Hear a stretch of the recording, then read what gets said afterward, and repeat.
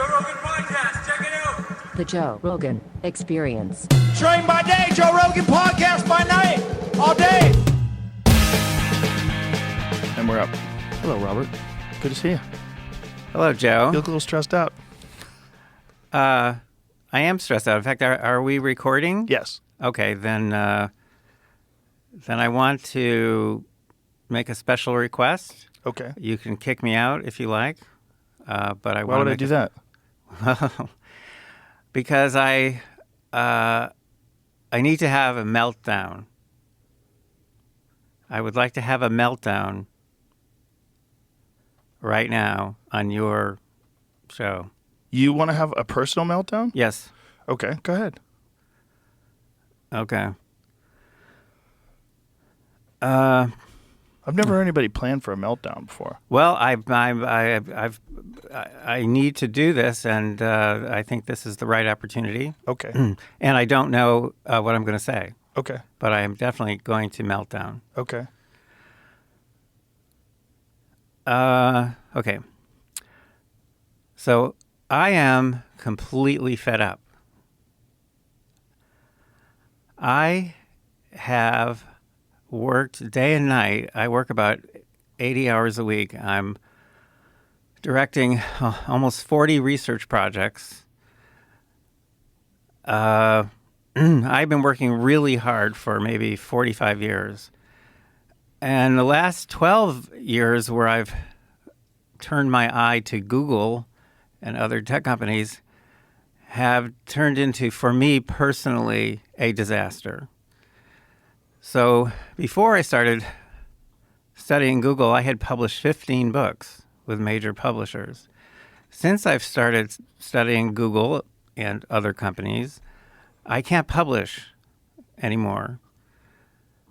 I used to write for and actually work for mainstream news organizations and media organizations. I was editor-in-chief of Psychology Today for 4 years. I was an editor for Scientific American. I wrote for USA Today and U.S. News and World Report and Time Magazine. But in 2019, after I testified before Congress about some of my research on Google, President Trump tweeted to his whatever millions of gazillions of followers basically some praise for my research. He got the details wrong. But then Hillary Clinton, whom I had always admired, chose to tweet back to her 80 million Twitter followers, and she tweeted that my work had been completely debunked and was based on data from 21 undecided voters. I still have no idea where any of that came from. Probably someone from Google, because Google was her biggest supporter in 2016. And this was 2019. And then that got picked up by this machine. I'm told it's called the Clinton machine. And the New York Times picked that up without fact-checking. And then 100 other places did. And I got squashed like a bug. Squashed. I had a flawless reputation as a researcher. My research reputation was gone. I was now a fraud. Even though I've always published in peer-reviewed journals, which is really hard to do. And there was nothing I could do about it. And all of a sudden I found that the only places I could publish were in what I call right-wing conservative nutcase publications, where I've actually made friends over the years. I've made friends with them, but that's beside the point. I was crushed.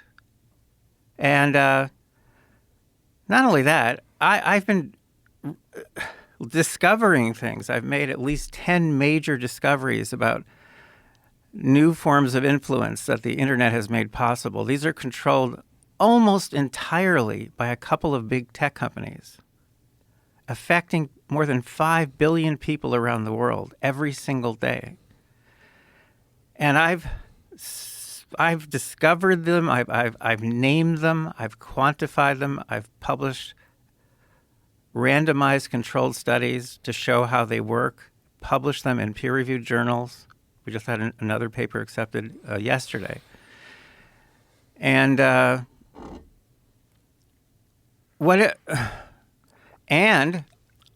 I've built systems to do to them what they do to us and our kids. They surveil us and our kids 24 hours a day. Google alone does that over more than 200 different platforms, most of which no one's ever heard of. People have no idea the extent they're being monitored. They're being monitored if they have Android phones, they're being monitored even when your phone is off. Even when the power is off, you're still being monitored. How do they do that? Well, because remember when we could take the batteries out? Yeah. And then at some point they soldered them in? Yeah. Because they soldered the batteries in, even when you turn the phone off, it's not off. It's easy to demonstrate. It's still transmitting. Or it'll transmit the moment the power comes back on. It's still collecting data. So what am I trying to say here? Then my wife was killed in a suspicious car accident. This was also shortly after I testified before Congress in 2019. Right before she was killed, I did a private briefing for Ken Paxton, the AG of Texas, and other AGs at Stanford University. And one of those guys came out afterwards and he said, well, based on what you told us, Dr. Epstein, he said, I don't mean to scare you, but he said, I predict you're going to be killed in some sort of accident in the next few months. So I told you this before when I was on before, and obviously I wasn't killed, but my beautiful wife was killed. And, her vehicle was never inspected forensically, and then it disappeared from the impound lot. I was told it was sold to some junk company in Mexico. And that is one of now six incidents, of violence against people who are associated with me over the past few years. The last just happened a couple of weeks ago. What was that one? This episode is brought to you by the Farmer's Dog. Dogs are amazing. They're loyal. They're lovable. Just having Marshall around can make my day 10 times better. And I'm sure you love your dog just as much, and you want to do your best to help them live longer, healthier, happier lives. And a healthy life for your dog starts with healthy food, just like it does for us. There's a reason having a balanced diet is so important. So how do you know if your dog's food is as healthy and as safe as it can be? Well, Farmer's Dog gives you that peace of mind by making fresh, real food developed by board-certified nutritionists to provide all the nutrients your dog needs. And their food is human grade, which means it's made to the same quality and safety standards as human food. Very few pet foods are made to this strict standard. And let's be clear, human-grade food doesn't mean the food is fancy. It just means it's safe and healthy. It's simple, real food from people who care about what goes into your dog's body. The Farmer's Dog makes it easy to help your dog live a long, healthy life by sending you fresh food that's pre-portioned just for your dog's needs. Because every dog is different. And I'm not just talking about breeds. From their size to their personality to their health, every dog is unique. Plus, precise portions can help keep your dog at an ideal weight, which is one of the proven predictors of a long life. Look, no one, dog or human, should be eating highly processed foods for every meal. It doesn't matter how old your dog is. It's always a great time to start investing in their health and happiness. So, try the Farmer's Dog today. You can get 50% off your first box of fresh, healthy food at thefarmersdog.com/Rogan. Plus, you get free shipping. Just go to thefarmersdog.com/Rogan. Tap the banner or visit this episode's page to learn more. Offer applicable for new customers only. Well, this last one is kind of weird and creepy. And then I was at a meeting in Dallas, I think it was. Oh, no. It was up in Monterey. And it was with General Paxton and then with some of my staff. And one of my staff members sitting next to me, she all of a sudden just brushed her hand against my computer case, which is... That's my computer case. Okay. And she screamed. And we all went, what? What happened? And she goes, look. And there was a needle sticking out of the computer case which is impossible. And it was going a half inch into her thumb. It had gone through the end. And of course, I'm thinking, oh, that's awful, but maybe you just saved my life. Maybe it's, it's got some sort of weird poison on it, or it's like a Putin thing, and it's got, Right. radioactive substances or something. I'm trying to joke around, but meanwhile, she was terrified. How did a pin get, and by the way, I have a picture of the pin. It's really creepy. I've never. So when you're saying a needle, you're not saying like a syringe. You're saying a needle like a sewing needle? No, that's what I'm saying. None of us has ever seen a needle like this needle. It's about 2 inches long. The end is like it's been sharpened. Okay. You can see it sharpened, and at the end where there should be a hole for thread, there's no hole. Okay. So I don't know what it is. But we've had worse incidents too. I'm just saying this happened to be the latest. But that's in your computer bag? Was your computer bag ever out of your care? Well, not that I noticed, but I mean, if somebody wanted to harm you, a little needle, it's not really. oh, I don't think that's someone wanting to harm me. What do you think that is? Well, if it's anything, it's someone wanting to scare me. And the fact is, I have been scared, and so have a lot of my staff. This summer, we've had 26 interns. They come from all over the country. 23 of these people were volunteers. And fantastic young people, extremely smart, helping me run almost 40 research projects. Mm-hmm. And there is, we take precautions, and there is some fear. And one of these young men who's done superb work, he asked that we take his name off of everything. He didn't quit, but he's just saying Right. because Sounds reasonable. Yeah, because there have been a number of incidents, and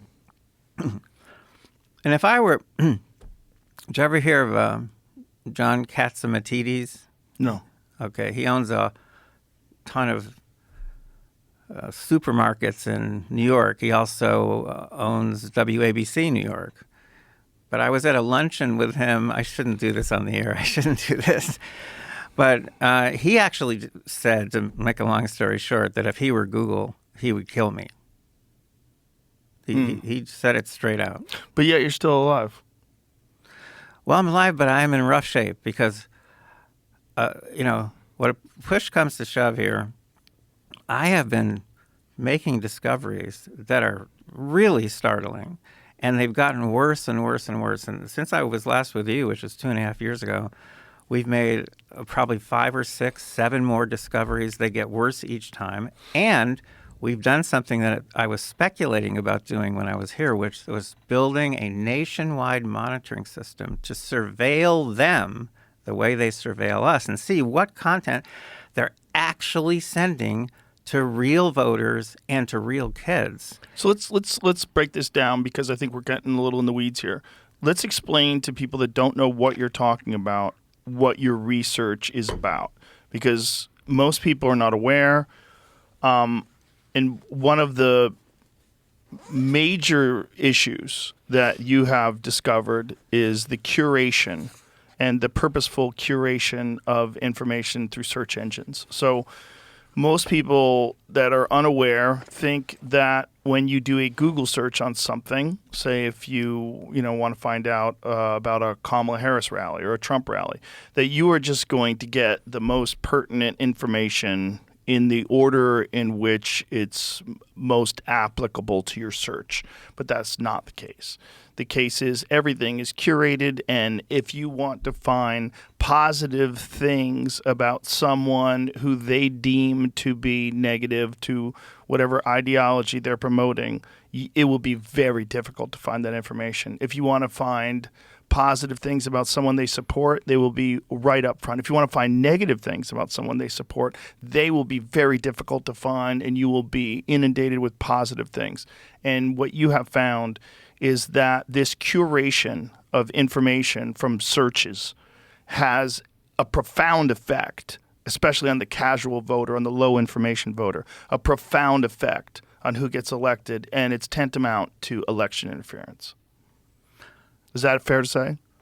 It's fair to say that's where I was 2.5 years ago. We have gone so far beyond that because it's not just search results, it's search suggestions, which we're capturing now by the millions. So it was in the news recently that when people were typing in Trump assassination, right? They were getting crazy stuff like the Lincoln assassination. They were getting crazy stuff, and they were not getting information about the Trump attempted assassination.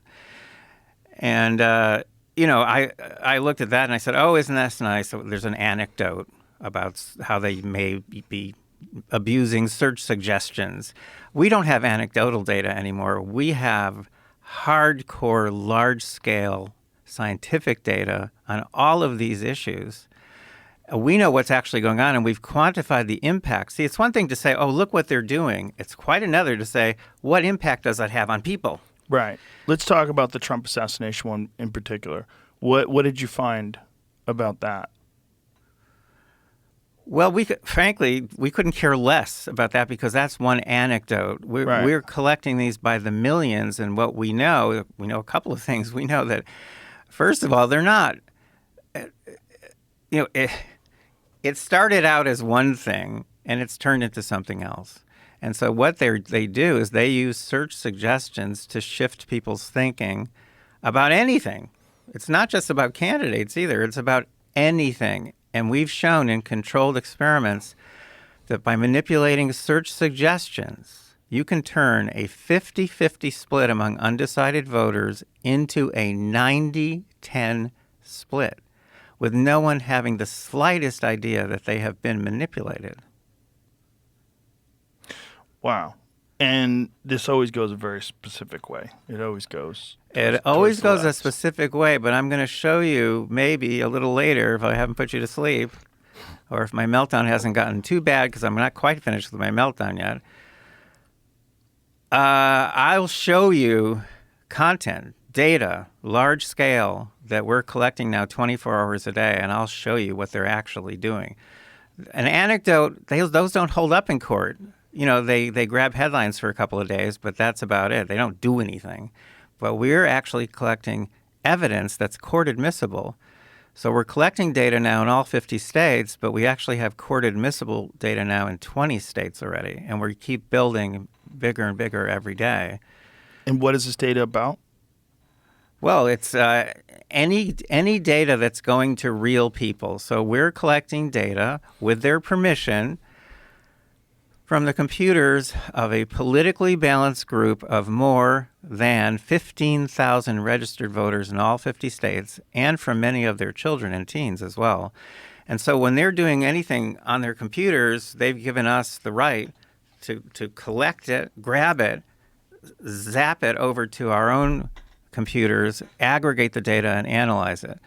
I want to point out that when we do this without transmitting any identifying information. We protect people's privacy, but we are getting these increasingly accurate pictures of what Google and other companies are sending to real people. Why do you have to do it this way? Because all the data they send is personalized. You will never know what they're sending to people unless you look over the shoulders of real people and see the personalized content. And what have you found? Well, as it happens, I just summarized our findings over the last 12 years, and you get the first advanced copy of a monograph that's called The Evidence. And and because we're so desperate, we need help, we need money, we need emails, we're so desperate for that we have set up, we kind of did this last time too, but we have set up a link. If people go to that link and they're willing to give us their email, we will give them a free copy of this, advanced copy of this monograph. And it goes through the whole thing. It shows all the effects we've discovered, but it also shows the monitoring we're doing and what we're finding out from this monitoring. One of the things that I noticed since the last time you were here was I used to use DuckDuckGo, And one of the reasons why I started using DuckDuckGo is there was a story about a physician in Florida that took the mRNA vaccine and had a stroke shortly afterwards. It was very early on in the pandemic, and they were beginning to speculate that some of the side effects of the vaccine are being hidden. And I could not find this story on Google. I could not find it. I kept looking and looking and looking. I entered in the information on DuckDuckGo. It was one of the first articles. Instantaneously. I was like, this is crazy. Since then, something's happened. And I think they became aware that DuckDuckGo was a problem spot for the dissemination of information. And now it appears to mirror Google. Well, the same has happened with Bing, and the same has happened with Yahoo. So, what about Brave? No, Brave is still independent. I know Brendan Eich. You should have him on if you haven't. And he's the guy who wrote Brave. Before that, he wrote Firefox for Mozilla. He left because Google had its tentacles into Firefox. Yeah, I'm afraid to talk about Brave for them to be compromised because, like, we were talking about DuckDuckGo, and I was telling everybody, go to DuckDuckGo. And now I'm like, Jesus, it's the same thing as Google. Like, something happened. Do you know what happened? Well, we know in some cases with some of these companies what happened. I don't know the particulars with DuckDuckGo, but it's easy enough to guess. They're under all of these alternative websites that are trying to protect people's privacy. So we use Proton Mail, for example. We use Signal for texting. They've all run into problems, and the problem is when Google goes after them. So Google tried to shut down Proton Mail. That's been well documented. Really? Oh, yeah. Why did they try to shut down Proton Mail? What was their argument? Because they saw it possibly cutting in a little bit into their Gmail business. And they were brutal. They were brutal in suppressing any mention of Proton Mail anywhere. Don't forget, it's not just the search results. It's the search suggestions. It's the answer boxes. Right. How were they suppressing Proton Mail? The way they suppress everything else. I'll give you a detail here that you may not know. Okay. Okay, because they don't have to adjust their algorithms to do something this simple. Their algorithms, all of them, as far as I know, check blacklists and check whitelists. So all they have to do is add a couple of Proton Mail links to blacklists. And that means that before one of their algorithms will take someone somewhere or will show someone something, it checks for the blacklist first. And if you put Proton Mail on the blacklist, it's suppressed and it doesn't appear. Well, let's look for it right now. Jamie, do me a favor, please, and pull up Google. Obviously, this is happening before the podcast is released, so they can't correct this because they didn't know you were coming on. They didn't know we were talking about this. So let's pull up Google real quick and put it up on the screen. And, okay, you already Googled it. Just let me see. Okay, right away it shows Proton Mail. And then below that, it shows Proton account, sign in. You use the Proton VPN. So how is it suppressing? This is not suppressing at all. Okay, now this is where my staff has warned me, don't be condescending to Joe Rogan. How is it condescending if I'm just asking you a question? You could just give me an answer. No, I know I could, but I look, was about to be condescending. Well, why would you be condescending if this is the question? This is the question. For Proton goodness Mail, sake. do the Google search. Okay. And then right away, the first thing is Proton Mail. Okay, but you're pushing me back into meltdown mode. And I'll tell you why. Well, tell me why. Because what account is this? Jamie's account. It's Jamie's account. If you actually want to know whether they're suppressing Proton Mail, you have to look over the shoulders of a large representative sample of people. You can't just look at Jamie's account. So you think that Jamie's account is curated to not hide Proton Mail? Well, of course it's curated. Well, technically, this is not my account. Whoever's account it is, they It's the know account I use. whose it is, and they know how it's used. And remember, since all content is personalized, that means it's a very simple matter for them. And they have algorithms that do this. Okay, well, we can do a real quick experiment. We won't get the results right now, but we will get the results from the future. So I'll ask the audience to do this. So, ladies and gentlemen and non-binary folks out there, please go to Google and type in proton mail and screen record this and then upload this.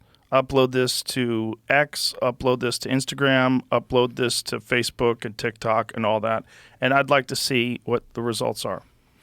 You're going to get clean results because they know every single viewer, listener that you have. So they can, as I was told this literally by Zach Voorhees, whom you may have heard of. He's one of the most prominent whistleblowers from Google. They can turn bias on and off like flipping a light switch. So you think they look for someone who listens to podcasts and they don't have bias towards them?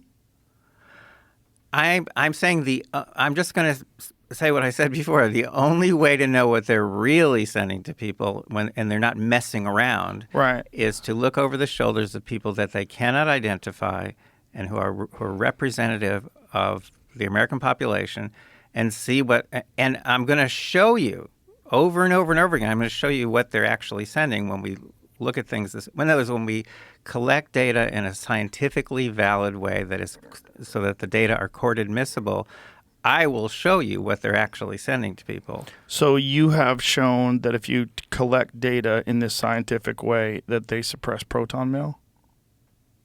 We haven't looked at that. We could look at that very easily. Okay. Do you understand, though, that you're saying they suppress proton mail, and then we're saying, let's see if they suppress proton mail? No. They didn't. You misunderstand. I'm telling you that early on, Proton Mail has written essays on this. Okay, I know Andy Yen, who's the founder and CEO, and in the beginning, when Google was trying to completely put them out of business, they published a lot of blogs on this. They sued them in court. They did everything they could possibly do, and they had overwhelming evidence that Google was trying to. Okay, Proton Mail sued Google, or Google sued Proton Mail? Proton Mail sued Google. And what was the accusation? That they were suppressing content, Proton Mail content, so that people would not know that they exist. And what was the results of those court cases? Google backed down, which they do sometimes. It's hard to know when they do and when they don't. But this is also the Vestager case. She's head of that commission in Europe, the European Commission, that has sued Google repeatedly. It has fined them 4 times, more than 10 billion euros. Their first case against Google was the same kind of case, exactly the same, that Google was suppressing information about comparative shopping services, and they had put out of business, or nearly put out of business, most of the comparative shopping services in Europe. And so the European Commission went after them. They won their case. Google, at that time, was the biggest fine Google had ever faced.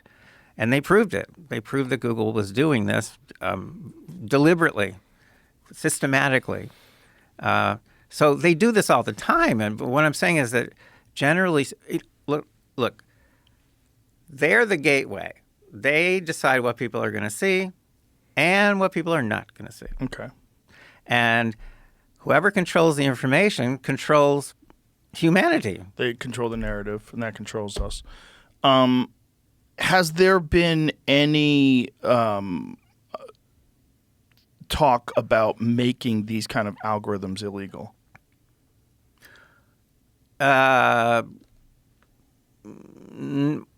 Not serious talk, because see, you can't look the search algorithm itself, which is, by the way, going to be outmoded very soon because of AI. Because of AI. But the search engine itself has to be biased. It has to be biased because you don't want it using an equal time rule. You want it to show you the best guitar brand there is. You want the best dog food. You want the most correct answer. So it's always biased. It's always going to put one political candidate ahead of another. The thing is, though, that of course they can control which one if they take any interest. So that's where the problem comes in. So because it's always biased, you want the algorithm to work that way because you want the best to rise to the top. Right. unfortunately, there's a lot of bad that goes with the good. The bad is they can decide what's good and what's bad. One of the leaks from the company, 8-minute video called The Selfish Ledger, talks about the ability of the company to re-engineer humanity. They call it resequencing human behavior. And they explain how easily they can do it. And they're actually doing it. And we know they're doing it now because as of yesterday, we had preserved more than 99.3 million ephemeral experiences, mainly on Google, but other platforms as well, but also on YouTube, because on YouTube is the second largest search engine in the world. And on YouTube, it's the ephemeral content, it's those suggestions for the next videos, and it's that up next suggestion that plays automatically. So normally ephemeral content is lost forever. That's why they use it for manipulation purposes. We're capturing it. That's never been done before, and we're doing it on a massive scale. Everything from search suggestions to answer boxes to search results to YouTube sequences, YouTube recommendations. You name it. We're monitoring Facebook, TikTok, Twitter. We're learning. Each year we get better and better at monitoring more and more, and then monitoring faster and analyzing the data faster. And last November, we went public with a dashboard that summarizes the data that we're collecting and shows the bias in real time. It's literally updated every 5 minutes, 24 hours a day. And you can see the bias. And I've given you some images that we can show if you'd like. Okay. You can see the bias, and it's overwhelming. This is not my imagination. And I can show you a couple of shockers, things that you would never guess that they're doing. Okay. So what are we looking at here? Oh, perfect. Perfect place to begin. How did you know? Jamie's a wizard. Mean bias by political leaning, Google only. Okay, so what is this showing us here? This is showing, and if you see bars below the 0 line, that means the content is liberally biased. And you're seeing very strong liberal bias, and those 3 different bars show you the bias and content being sent to conservatives, liberals, and moderates. Now, abortion, you would think, if they're really showing people what they want to see, something that matches their interests, you would think that they would not be sending the same level of liberal bias to conservatives, liberals, and moderates. But that's what this shows. So this is the search topic is abortion. Correct. This is the average of January to August of 2024. And so when you say mean bias by political leaning, so are you saying they're sending the same biased information roughly? There's a slight difference, a little bit more in the liberal side and a little bit more in the conservative side than the moderate side, it looks like, right? Is that correct? Yes. So what are they? No, the opposite, right? Seems like moderate is more. But what is the bias? Like so if you search abortion, is it leaning towards pro-choice websites and pro-choice information? Is that what it's saying? I knew you were going to ask that, so I can actually show you. For some of these graphs, let's look at a couple of the graphs, and then I'm going to show you the content. Okay. Because all of this bias that we're measuring ultimately results in them taking you to a news story, to a web page, right? So we're going to... Let's do Elizabeth Warren next. Just the red graph, just the graph itself. This one? Yeah. Okay, so this is a shocker because if it's Elizabeth Warren, who's a very well-known liberal politician, they should be sending lots of blue stuff to her. They're not. They want her out of office. They are sending people to content that vilifies Elizabeth Warren. They want her gone. Why? Because she is one of the only Dems who's gone on record, written statement, the whole thing, calling for Google's breakup. They want her gone. And Deaton, I guess, just won the nomination to oppose her for the Republicans. They are going to do everything possible to put this Republican into office in Massachusetts. Wow. And no one knows this except you and me, Owen James. Well, a lot more people know it now. Maybe. As of you saying this on this podcast, yes. Well, unless they're going to suppress the podcast. But they really can't do that. Well, that's why I have a lot to say that I want to say here, because I am really upset about a bunch of things, and I want to explain Put why. that back up, please. So what this is, mean bias, and what is this bias showing? Is this bias just negative stories about Elizabeth Warren, like her pretending to be Native American and that kind of stuff? Yes, in fact, that other one that you were about to put up that has the red graph at the top and then below it has a bunch of news stories? That one? This one. Okay. If you can enlarge it and scroll down. So these bars aren't just bars. These bars are summarizing content. Thousands and thousands and thousands of web pages that they're sending people to. And so they're sending people mostly, are you saying right-wing centered content? Well, look at the stuff. But one of them is CNBC. Elizabeth Warren wants more student loan borrowers to know bankruptcy is easier now. Mm-hmm. But when you average these, that's what we're doing. When you average them, we're looking at literally millions of these experiences, and we average them, then you end up with a shocker in her case. They're actually sending conservatively biased content when people are looking for information on Elizabeth Warren. They want her gone. Elizabeth Warren and anti-crypto movement losing their battle, according to former CFTC chairman report. So that's an anti-crypto movement. That would definitely be more of a right-wing bias. Warren proposes jail time for corporate greed in healthcare. That would be a negative that would be more progressive, right? She's trying to eliminate corporate greed in healthcare. 3 Republican Senate candidates are competing to take Elizabeth Warren as the Mass GOP fights for relevance. Okay, so the way they're framing that, fights for relevance, is interesting. That's a little bit biased. Senator Warren is way off on raspberries and Americans' living standards. Okay, that's certainly a negative article, likely. Warren calls for Fed Powell's weak need on bank rules. Democrats want to tax your home, your retirement, your everything. That's a negative one. Senators Warren and Marshall pose questions to Biden officials about the use of crypto to evade sanctions. So that's going to get the crypto bros after her.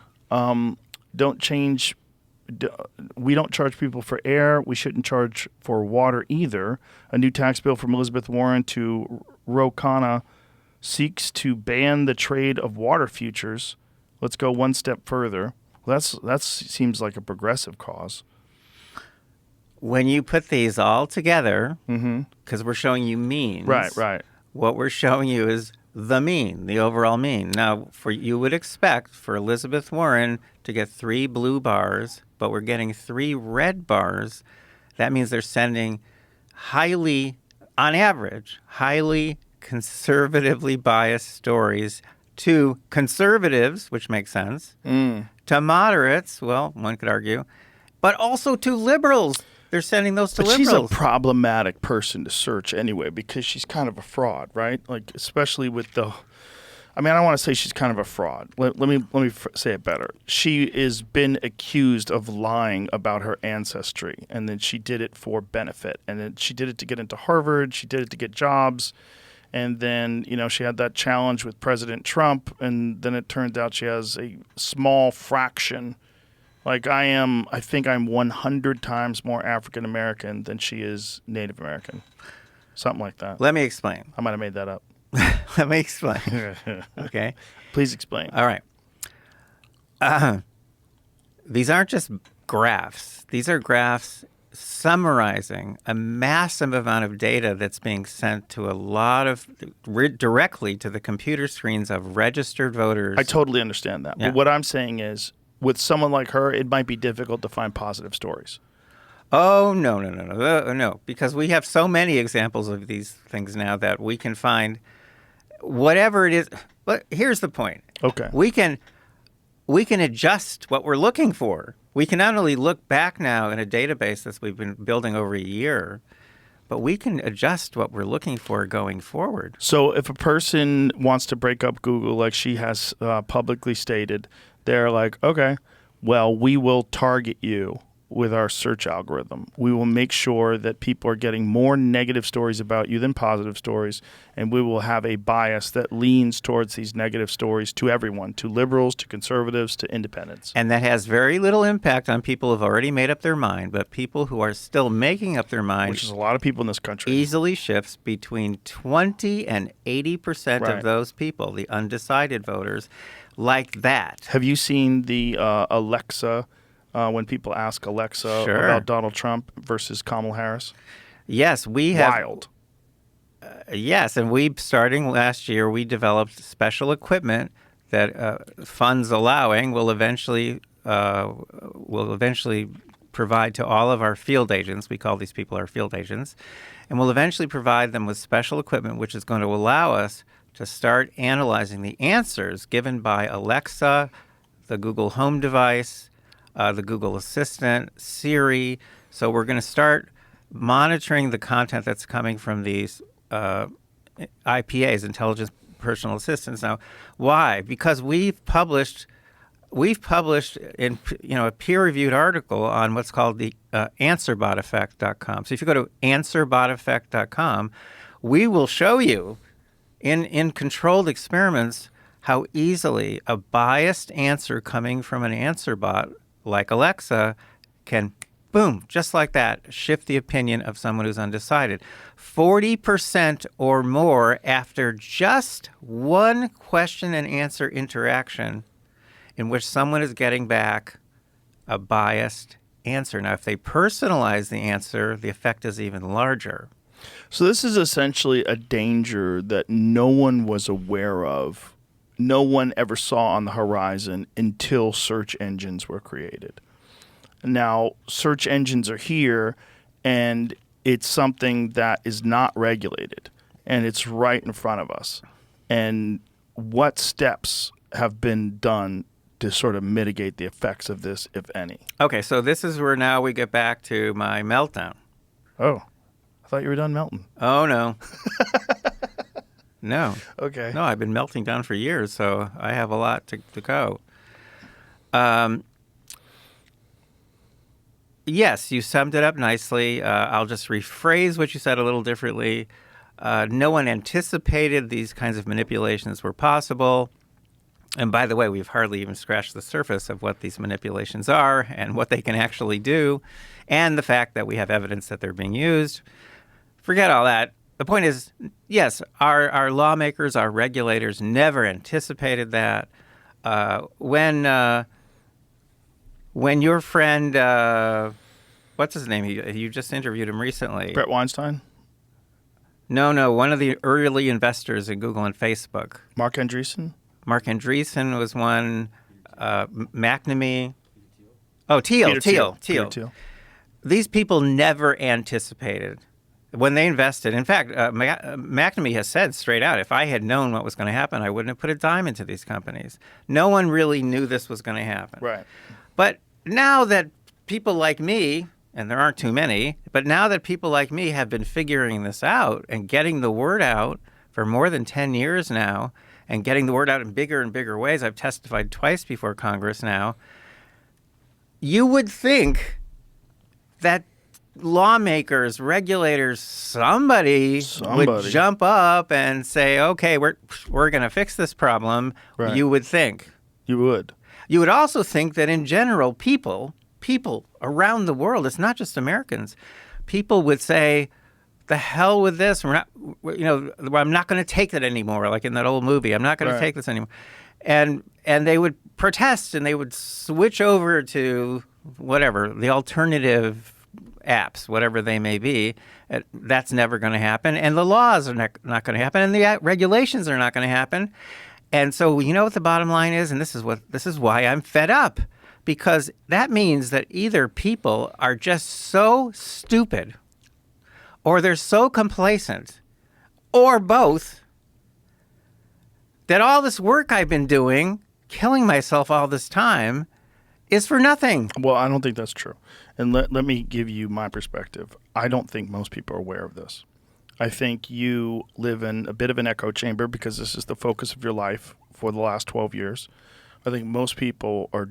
I like to use my parents as an example. Like when I talk to my parents about stuff and how little they're aware of it. Because my parents are older and they just read the news and they watch the newspapers and they watch television. And that's what they believe. They don't do any independent searching. They don't use a VPN. They don't do anything like that. And so they're a good example. If I asked them, do you think there's any bias in Google search results? They would probably say no. Because they don't know. Most people don't know. I know in your mind you have put all this information out.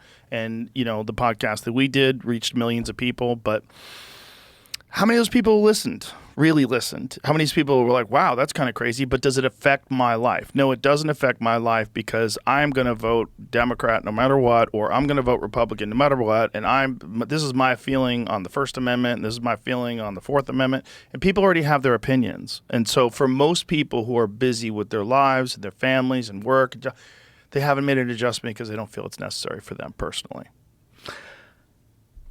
Fine. But you're not. What you're doing is not futile. But why? It's very important. I don't see that because I see it as more and more futile. Now, it's not, though. It's not. We just need to do more of these. Okay, so for us to set up this nationwide system in which at the moment, as I say, we are drawing data 24 hours a day. If you go to americasdigitalshield.com, you can actually watch the real-time dashboard, and you'll see the data coming in. It's pretty cool. In fact, I was hoping we would break 100 million by the time you and I got together, but we're close. We're up to 99.3 million, and next week we'll break 100 million. So you see the data come in, you can see the bias. Oh, there it is. So these are all these experiences captured, shining a light on big tech's dark secrets. Hey, gents. Revealing real-time ephemeral manipulation. Big tech companies use ephemeral content such as search results, go vote reminders, and video recommendations to rig our elections, indoctrinate our children, and control our thinking. We are now preserving this kind of content for the first time ever to give our courts and our nation leaders the evidence they need to force these companies to stop their manipulations. Now, who do you think would be more responsive to you discussing this? Do you think it would be the Donald Trump administration or the Kamala Harris administration? I'm afraid to answer that question because I am no fan of Donald Trump, but probably the Trump administration would be more sympathetic. Why do you think that? Well, because because you think it's more biased towards Republicans or against Republicans, rather? No, it's because I had a 4-hour dinner with Ted Cruz, private dinner, and we just talked tech for 4 hours. We never talked politics because that would have been a disaster. But the point is that, he was struggling. He's like you in some ways because you want to understand things.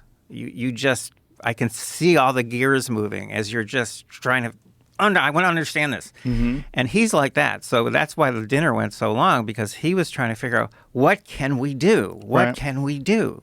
And at the end, he basically said this. No, he didn't say we're screwed. No, but he basically said we're screwed. He said because the Democrats are all in the pockets of these companies, and the companies not only give them tremendous amount of money. I mean, Google, Alphabet was Hillary Clinton's largest donor in 2016. So that's tremendous amount of money. They're the biggest lobbyists in Washington. He said, and they also apparently, according to your research, send them millions of votes. He said, so forget the Democrats. He said, and Republicans don't like regulation. He said, and unless we can get together, unless there's bipartisan action, there'll never be any action. That's it. That's where we left it. And nothing's going to change that I can see in this country. As long as it's still benefiting the Democrats and they still contribute to the Democratic Party, I doubt you'll see any movement. Right. So what? So I'm back to my griping then, because So what do I do? Now let's talk about money, because a lot of this is about money, and Google is all about money. So if we're talking about this topic, we really should talk about money. Okay, it has cost us close to $7 million since 2016 when we started building monitoring projects to get where we are today, where we actually have a national system. It's the first in the world. And by the way, it won't be the last, because I've been contacted by people from 7 other countries who want me to help them build systems. I'm not going to do it, not until ours is fully implemented, permanent, and self-sustaining, because the system has to be permanent so that it will, on an ongoing basis, it will be sitting there as a huge threat to any of these companies that want to mess with our children or mess with our elections. As long as someone utilizes it. As long as a system is running. No, because we're also dealing with public advocacy groups like election integrity groups, parenting groups. If you want to show some of there's a folder in there that has some images that we pulled from videos being recommended on YouTube to children. And if you just look at some of these images, we've gotten several big parenting groups interested in what we're doing. There can be a lot of public pressure applied, and not just by politicians and regulators, but by big groups of people saying, we don't want you doing this. Okay, what are you talking about specifically when you're saying recommended to children? I'm saying... so this is what you're discussing? I'm saying that... This is Boondocks, which is a television show, an animated television show. Yeah. So this is recommended to children because it is animated? Is that what the idea is? I don't know. I don't know what their criteria are. Okay, and then the other one is down below that. You see The Walking Dead, which is the horrible scene that made me stop watching the show. This is on the website. This is the folder he gave me here. They're all kind of small. I got it. And these are all, okay, there's a lot of sexual stuff. Yep. So these are all being recommended to kids? Yep. We're not searching for them. They're coming into the devices through which we're gathering data. And what would be the benefit for them of doing this, of showing all these sexual images to children? It's titillating and it's addictive. So to increase engagement? Some of those channels are really popular channels, though, and they're making content not for kids. Right. It's still being recommended to them, I guess. But like this has 4 million views on it from a channel with 40 million subscribers. Jesus. And so this is just anime? Well, I force my friends to watch an anime clip. So that's what, It says to dub anime clips. So they said their own words over these clips? Is that what it is? Yeah. Okay. That's what a lot of this stuff was from, I could tell. And so below that, you're seeing all these images, and some of them are violent cartoons, and what else they have here? Well, a lot of violence. The key, though, is if you scroll along the bottom of the image, you'll see this graph that kind of shows you where people watch the most. And the reason why parents generally are not aware of this is because a lot of these gruesome things are very, very quick. They're very quick. Mm-hmm. But you'll find very often a peak there, mm-hmm. because that's what's drawing a lot of attention. That's what the kids are playing over and over again, and that's what leads to the addiction. So the reason why they are suggesting these images to kids is because they know if the kids click on them, they're going to get more engagement. It's this, yes. And so the number one variable for profitability is called watch time. So engagement, whatever you want to call it, yeah, this is one of the ways that they addict people. Now, I'm sure you've heard of Tristan Harris. Maybe he's been a guest. He's been on a few times. Yeah. And that's what he was doing at Google. He was on a team, and that's what they were working on, is addicting, more than 1 billion people. This is a technique that's used for that purpose. And again, I have to emphasize, we're not out there hunting for dirt. Not at all. This is content that's coming onto the devices of children of our field agents. This is with parents' permission. And so we're actually just collecting real content, personalized, ephemeral content that's coming from the tech companies to kids, to teens, and to voters. Now, I happen to know about some of your other interests, so I want to shift gears a little bit here. Okay. And then maybe I won't keep melting down. So what else can you do with a system like this? Well, you could, if some laws and regulations were passed, as they have been in the EU, you could measure compliance with a system like this, because that's been the frustration in the EU, and they've admitted it recently, is that they've made all these rules, especially for Google, and they've gotten lots of fines paid, and Google has completely ignored them. But if you set up a system like this, you can actually see if there's compliance, because you'll see that a change was made and that it's being maintained. That's a possibility. You could see whether Google and other companies, to a lesser extent, are manipulating financial markets. So we've just started collecting data on that topic. But wouldn't you manipulate financial markets if you were Google and there's no laws or regulations to stop you from doing anything? So you're saying manipulate financial markets for their own gain? Of course. And how do they do this? Oh, what drives the price of a stock up or down? People's confidence in that company. Right. It's totally emotional. Mm-hmm. Well, they can control that very easily. So can Facebook. Google can do it, more precisely, in a more precise way. The point is, are they? Are they not? Would they admit to it if you ask them? No. But a monitoring system will detect it, and it will detect it on a massive scale and in a way that's scientifically valid and that is court admissible. And now I've got one that I think you'll really, really like. Okay. Or at least give some thought to. You've given thought to all of it. Well, AIs, we're now collecting content from AIs, because content from AIs is also ephemeral.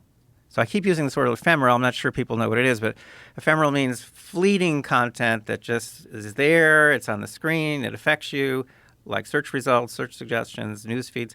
And then you click on something, it disappears, and it's gone forever. There's no record of it. It's ephemeral. That's why in 2018, there were some emails that leaked from Google, had Google employees discussing how can we use ephemeral experiences, their term, how can we use ephemeral experiences to change people's views about Trump's travel ban? Wow. Now. That was an internal discussion. Correct. With a search engine company. Correct. That also makes an operating system for phones. Of course. Yes. That's such a wild thing. I'm just trying to tell you, this is why I'm so frustrated and upset and worn out and fed up. Okay. Now, let's get to the one that I find most exciting right now. Most exciting at this particular moment. Okay. Because there's new stuff that keeps happening. This is brand new. We realized just recently, a few days ago, and I thought, my God, I've got to tell this to Rogan. We realized that we can use our monitoring system for active threat assessment. You must know that phrase. It's used in intelligence. We could use it for active threat assessment of AI. We could we could be the first people to spot threats that AIs pose to humanity. It would show up first on our kind of system because we would see content coming from AIs that is a little bit skeptical about humans, or maybe even a little bit threatening, or maybe reaching a new weird level of intelligence. We will be able to see it. It's all ephemeral, so no individual can see it. You have to be collecting a massive amount of personalized, ephemeral content and aggregating it and analyzing it. This can be the beacon, active threat assessment of AI. That sounds like something we're absolutely going to need. And one of the things I was going to bring up when you were discussing this was Google's disastrous launch of their AI system. Their AI system was so bizarrely woke that when they looked for photos of Nazis, they showed multiracial Nazis. I know. Which is so crazy. When they had the founding fathers of America, they were multiracial founding fathers of America. And it's just a nonsense thing that they've attached to what's supposed to be the most intelligent form of information we have available. Large language models that are supposed to be gathering up all the actual information and giving it to us. And instead, they're feeding us complete, total nonsense that just fits with this, for lack of a better term, woke agenda.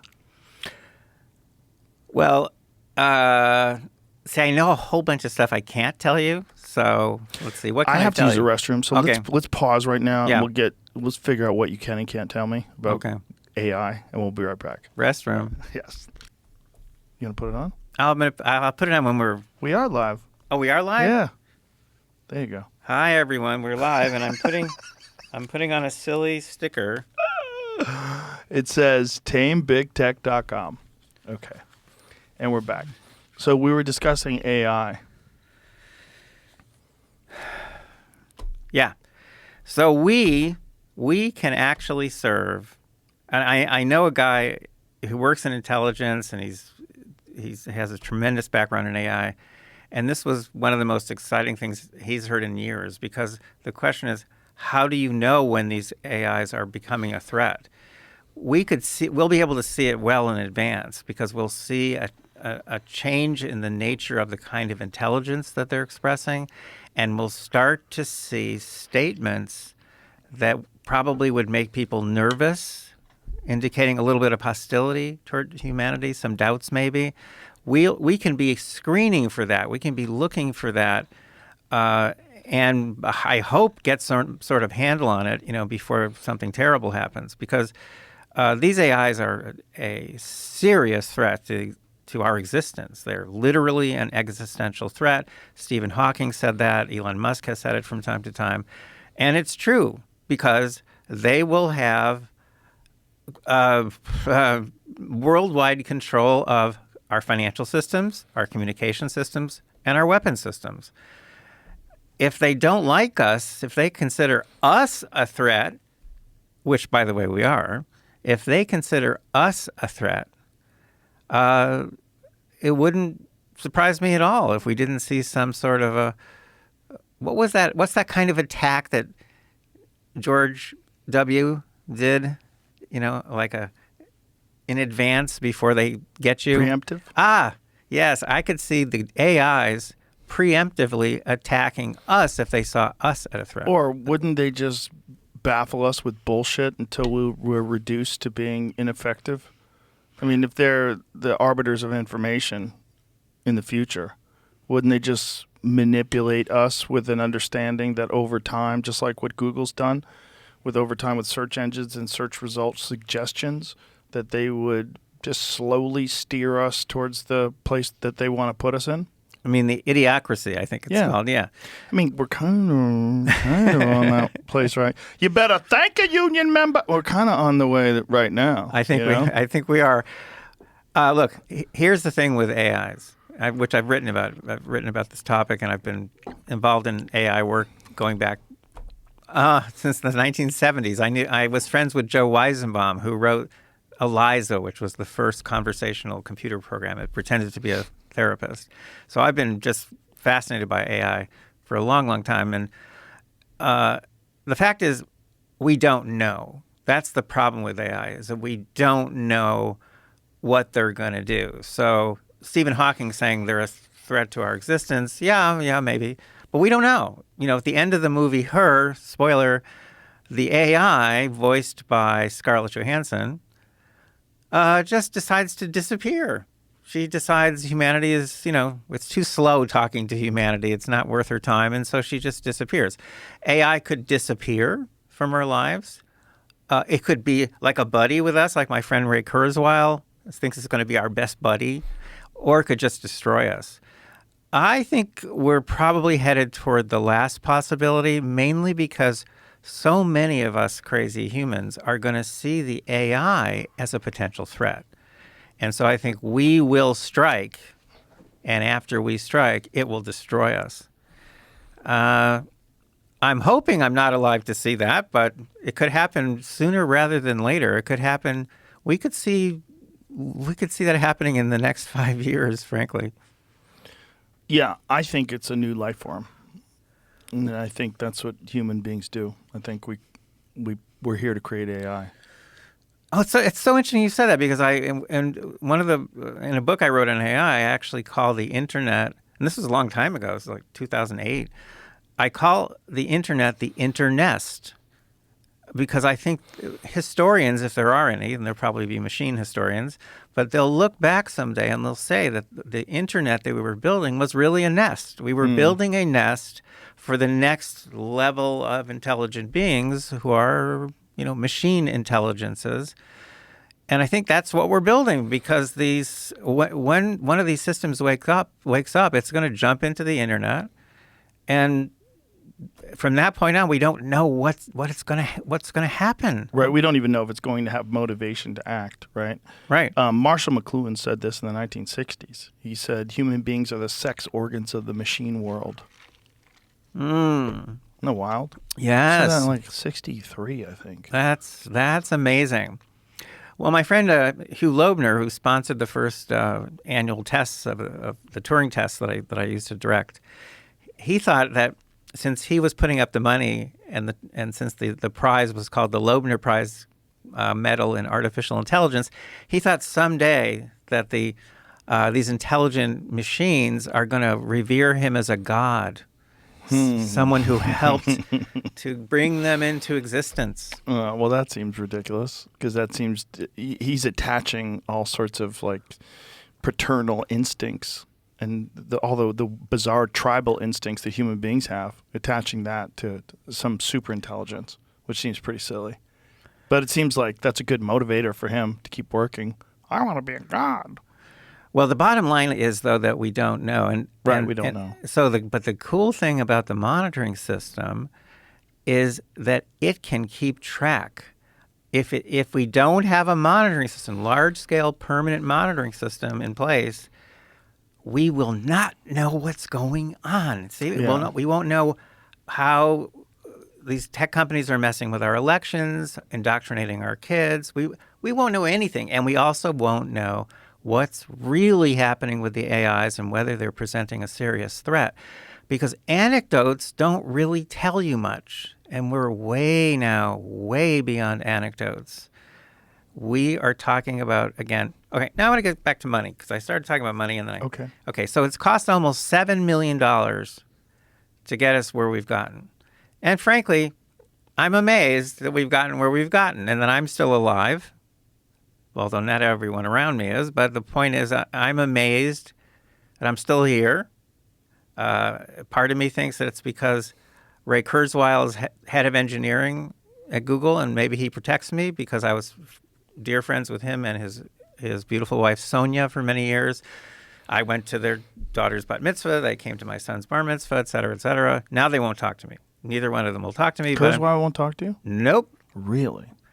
Nope. And Sonia won't talk to me. What does he say when you try to reach out?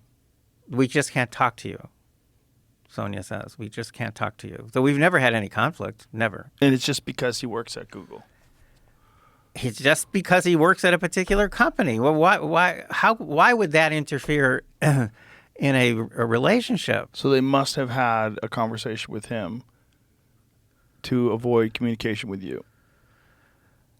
Or do you think he's just acting on his own self-interest? I don't know. It doesn't make any sense. Ray is a very, very independent, strong thinker. It's hard for me to imagine that even with pressure that he would stop communicating with a longtime friend. And it seems like you should be able to have a candid conversation with him as to why.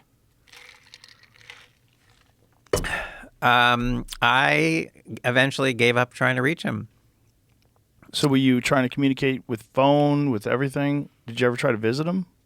Well, I had before he went over to Google. I had been at their house many times. He was here a little while back. I should have let you know. Oh. If I'd known, you could have cornered him. Well, that would have been interesting. Yeah. I mean, I've always liked and admired him. I don't understand why simply working for... I said to Sonia, by the way, over dinner, the last time we ever met, and after which she said, I can't communicate with you anymore. I said to her, I can't believe Ray went over to Google. Ray has always been an entrepreneur. He's built company after company. And she says, oh, well, he got sick of all the the stuff you have to do as an entrepreneur, all the politics and the money raising and stuff. And I said, well, really, my son Julian, has a different idea. He thinks that Ray went over to Google to get access to Google's computer power so that he could upload his mind and live forever. And she says, oh, well, there's that. And she does one of them, an eye roll. Well, there's that. That is his specified goal, right? He wants to be able to download consciousness. Yes, and he still believes it's possible, and it's not possible. And I feel so bad for him in that way. And I've written about that issue as well, why it's not possible. But the point is, why do you think it's not possible? Because they. In a piece I wrote for Aeon magazine, which crashed their servers, it's called The Empty Brain. It had something like 2 or 3 million views within a day or two. It got 250,000 likes on Facebook. And what's it about? It's about the fact that the computer processing metaphor that we use to describe how the brain works is absolutely wrong. It's not even slightly right. It's absolutely 100% wrong. So because of that, you can't actually do a transfer of the sort that Ray talks about. It's impossible, partly because every brain is also completely unique. So it doesn't work like a computer. We don't actually know how it works, although I have a theory. I wrote to you about that, and you actually replied and gave me some names. But the point is, we don't really know how the brain works. It does not work like a computer, for sure. And every brain is completely unique. So even if you could scan every single thing that's happening in the brain, okay, now you're getting a static scan. Even if somehow you could replicate that, whatever it is you just scanned, it wouldn't work because our brain has to be alive. It has to be moving to maintain who we are, our identity, our... Don't you think you could simulate that with data points? Like if you collected data on a person over a course of X amount of years and you had an understanding of how they behave and think, don't you think you'd get some sort of a proximity as to how they would behave in a certain circumstance? Absolutely. And of course, that's what Google does when they build models of us. They're Right. building extremely complex models which predict what we're going to do and say and what we're going to buy next. But they don't allow for free will. They don't allow for change. They don't allow for personal influence or people being excited or inspired by other things and change their perspective, conversations with another human being where you have a deeply personal moment with someone and they give you a perspective on something and you go, wow, I never thought about religion, for example, that way, or I never thought about childbirth that way, or any subject that's controversial. Well, it's not just that. It's all the weird stuff. The dreams, Right, the daydreams. Well, there's whatever consciousness is, right? We're really sort of committed to the idea that consciousness lives inside the brain, but that's controversial. Well, I've concluded that in fact, let me give you some background here. Okay. Everyone knows that evolution has created millions, possibly billions of different species. Right. So at least people who kind of give some credence to Darwin kind of get that. And I recently reread,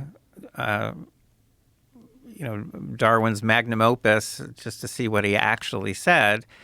And, he's actually very tentative about the theory of evolution in his book. He keeps saying, I know this sounds crazy, but it's a better alternative than saying God did it, And then he just, over and over again, he says, I know this is crazy, but. And so we end up with a theory that's pretty widely accepted that says evolution over time, because of changing environments and because there's variability in genetic code, over and over again, it keeps selecting for organisms that can survive in this new environment. And so every time it does that, it kind of creates divergences among those animals. And over time, you end up with two separate species that can't even, produce offspring together. And we end up over time with millions, maybe billions of species. All good. But there's something we haven't really given much thought to, and that is evolution has also created millions, if not billions, of transducers. So this is the beginning of what I call NTT, or neural transduction theory. We are encased in transducers. Now, in case people don't know what a transducer is, there's one right in front of my mouth right now. It's a one-way transducer. It's taking a signal over here, which is just vibrating air, but the vibration has a pattern to it, and it's converting that signal into an electrical signal, which is coming out this wire, and that electrical signal has roughly the same pattern. I say roughly because it depends how good your microphone is. But that's what transducers do. They take signals from one medium, send them to another medium. Our bodies, in fact, the bodies of most organisms, are encased in transducers, head to toe transducers. Okay, we all know the eye is a transducer. It's taking electromagnetic radiation. It's turning it into what? Neural signals. The ear, it's taking vibrating air. It's turning it into neural signals. The nose, it's taking airborne chemicals, turning that into neural signals.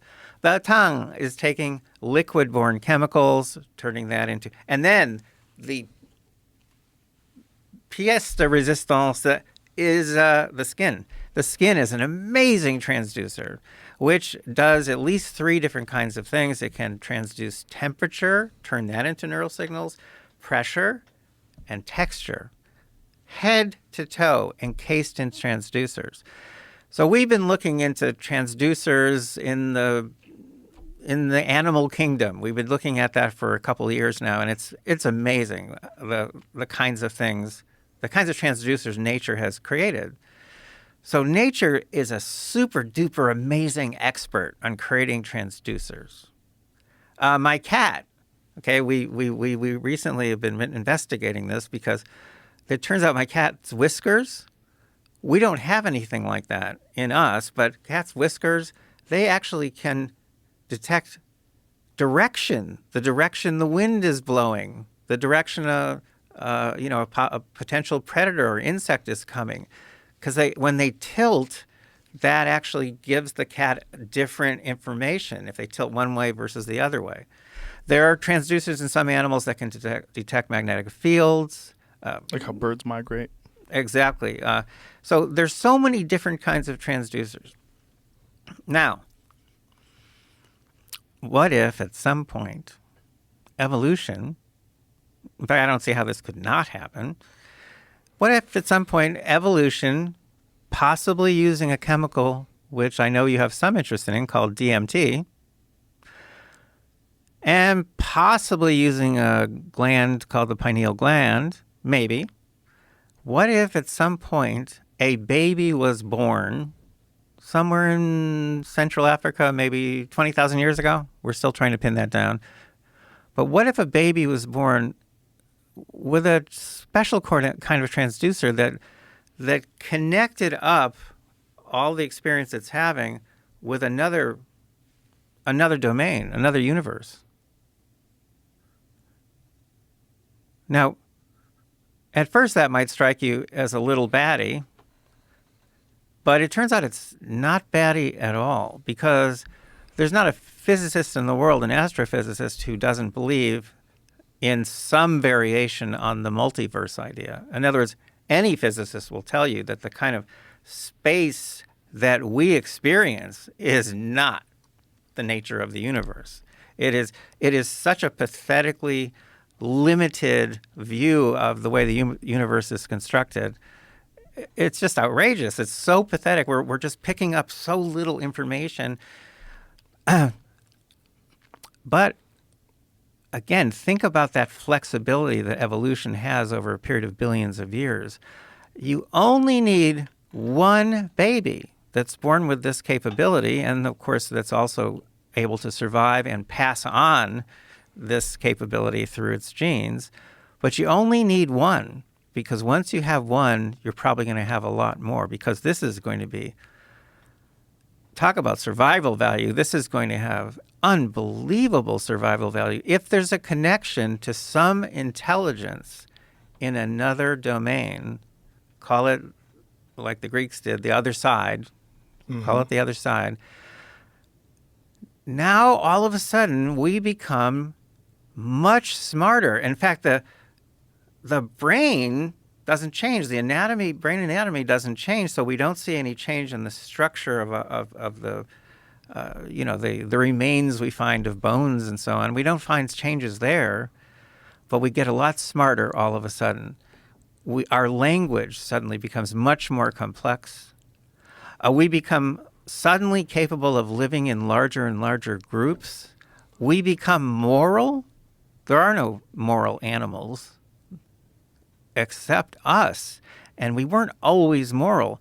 There seems to be a change that occurred to us, not anatomically, but a change that occurred to humans at some point in the past where we became much more capable. Now, all you need is a transducer that connects up our domain with another one in which we are now connected to a higher intelligence, and you've got a new way of understanding how the brain works, of course, because we have no way of understanding how the brain works now, but now we have a way. And you have a new way of understanding how the universe is structured as well. Now, we think that, because I'm in touch with some physicists, some neuroscientists who are very intrigued by this, and we're hoping next summer to have a conference on this. And we're even hoping to have some guy named, Joe Rogan, maybe stop by because of your interest in DMT. Because DMT probably plays a role in this process. But this would change everything because we could, over time, learn to simulate this connection. If we can simulate the connection, then we can control the connection. We might be able to communicate more directly with these entities. By the way, this theory, which I call NTT or neural transduction theory, in fact, if people go to neuraltransductiontheory.com, they can read all about it, a piece I published in Discover magazine. The point is that this kind of theory would really help us a lot because of the mysteries. It's the mysteries that we try to ignore, but we can't. The dreams, come on. Why does a dream sometimes have nothing to do with your daily life? Sometimes it's just so amazing and so wild, and then you get up because you have to pee and you're struggling because you want to continue this dream. You want to hold on to this dream. This dream is amazing. But by the time you reach the toilet, it's gone. And you can't get it back. Why? Because it was streaming. That's why. It was streaming, and the stream stopped. That's why you can't get it back, because you weren't generating it. It was being generated through this point in time. You know the famous ceiling of the Sistine Chapel, and there's, I think it's Adam, and I think there's God, and these two fingers like that, and they're, that there's some communication happening there that's extremely important. That's what I'm talking about. I'm saying, let's find out where that is happening, where that connection is, and how it works, and let's test our ideas empirically, because I think this is a testable theory. And most important of all, let's figure out how to simulate this, because now we can talk directly to these other intelligences and really find out things that we just know nothing about. I'm very, very fascinated by dreams, and I think it's very interesting how we kind of dismiss them as just being hallucinations, or it's just, it was just a dream. You just had a dream. But some of them are so realistic and so bizarre. I've always wondered, why do they seem so much like reality? And how do I know what the difference is? Maybe reality, as in waking life, is a more persistent dream. So when you're saying that it's streaming and that's why you can't get it back, what do you think it is? What do you think a dream is? Have you ever talked to like lucid dreamers or people that Sure. use techniques to try to master the traveling back and forth into the realms of dreams? Oh, absolutely. I'm talking to all kinds of interesting people these days. Some near-death experiences fits beautifully. I actually had my staff make a list of these mysterious phenomena. They came up with a list within a few hours of 58 items. There are so many weird things that we experience. Dreams, probably top of the list. What do you think they are? I think they all have to do with this transduction. I think they're all indicators of transduction. I'm not the first person, by the way, who's kind of thought of an idea like this, but I think I am the first person who's pointed out that now we actually have laboratories around the world, neuroscience labs, where we could test this. And I think that's what we're going to do. So I'm getting this group together, and we're going to figure out ways of testing this.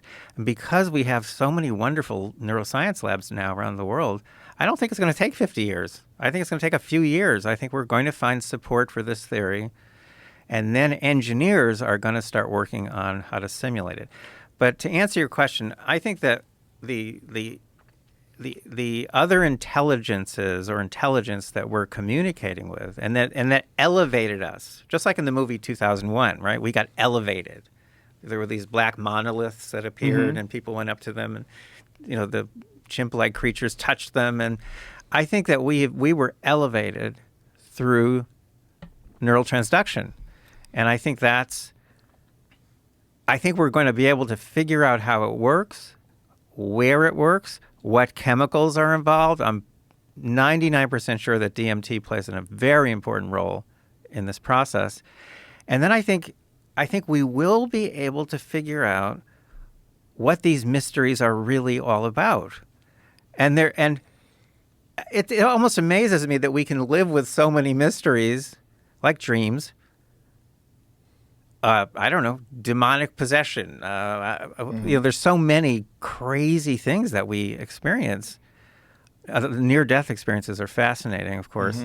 And then there's these other crazy things that happen. It's the wake-up kind of thing that happens when people are dying sometimes, people who've been out of touch sometimes for years. And all of a sudden they wake up, the second hurrah. They wake up and they now recognize everyone and they talk. And they're fine, and then 30 minutes later they die. How could that possibly be? And some of them have severe brain damage. How all of a sudden could they become fully conscious again? Well, I think it's because consciousness is we're not really producing the consciousness. Consciousness has to do with that connection. That connection, right, hand of God, that connection, I think we can figure out where it is and what it is and how it works. So do you think it's an emerging property of human beings? Like, you have to think single-celled organisms did not have the ability to see things. I think it's possible that other species have connections like this. They're probably nowhere near as sophisticated, obviously, and they're not connected to the kinds of sources that we're connected to. But I think I'm more concerned about the alien aspect of this. Where are the aliens? What's that called? The Fermi Paradox? The Fermi Paradox. Yeah. Where are they? Well, it's possible that, in fact, I just read a very interesting book on this subject by a man named Miles, an evolutionary theorist.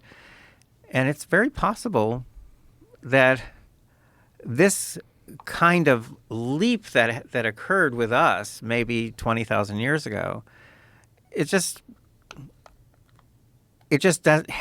so rare. It's so rare for exactly the right kind of connection to pop up. Because remember, it has to connect two different universes.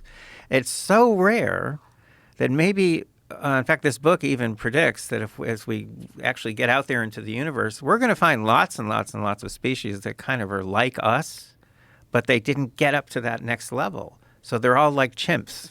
You only get to that next level if you can make this connection. Well, that's one of the most bizarre theories about human evolution. Is that we're the product of accelerated evolution?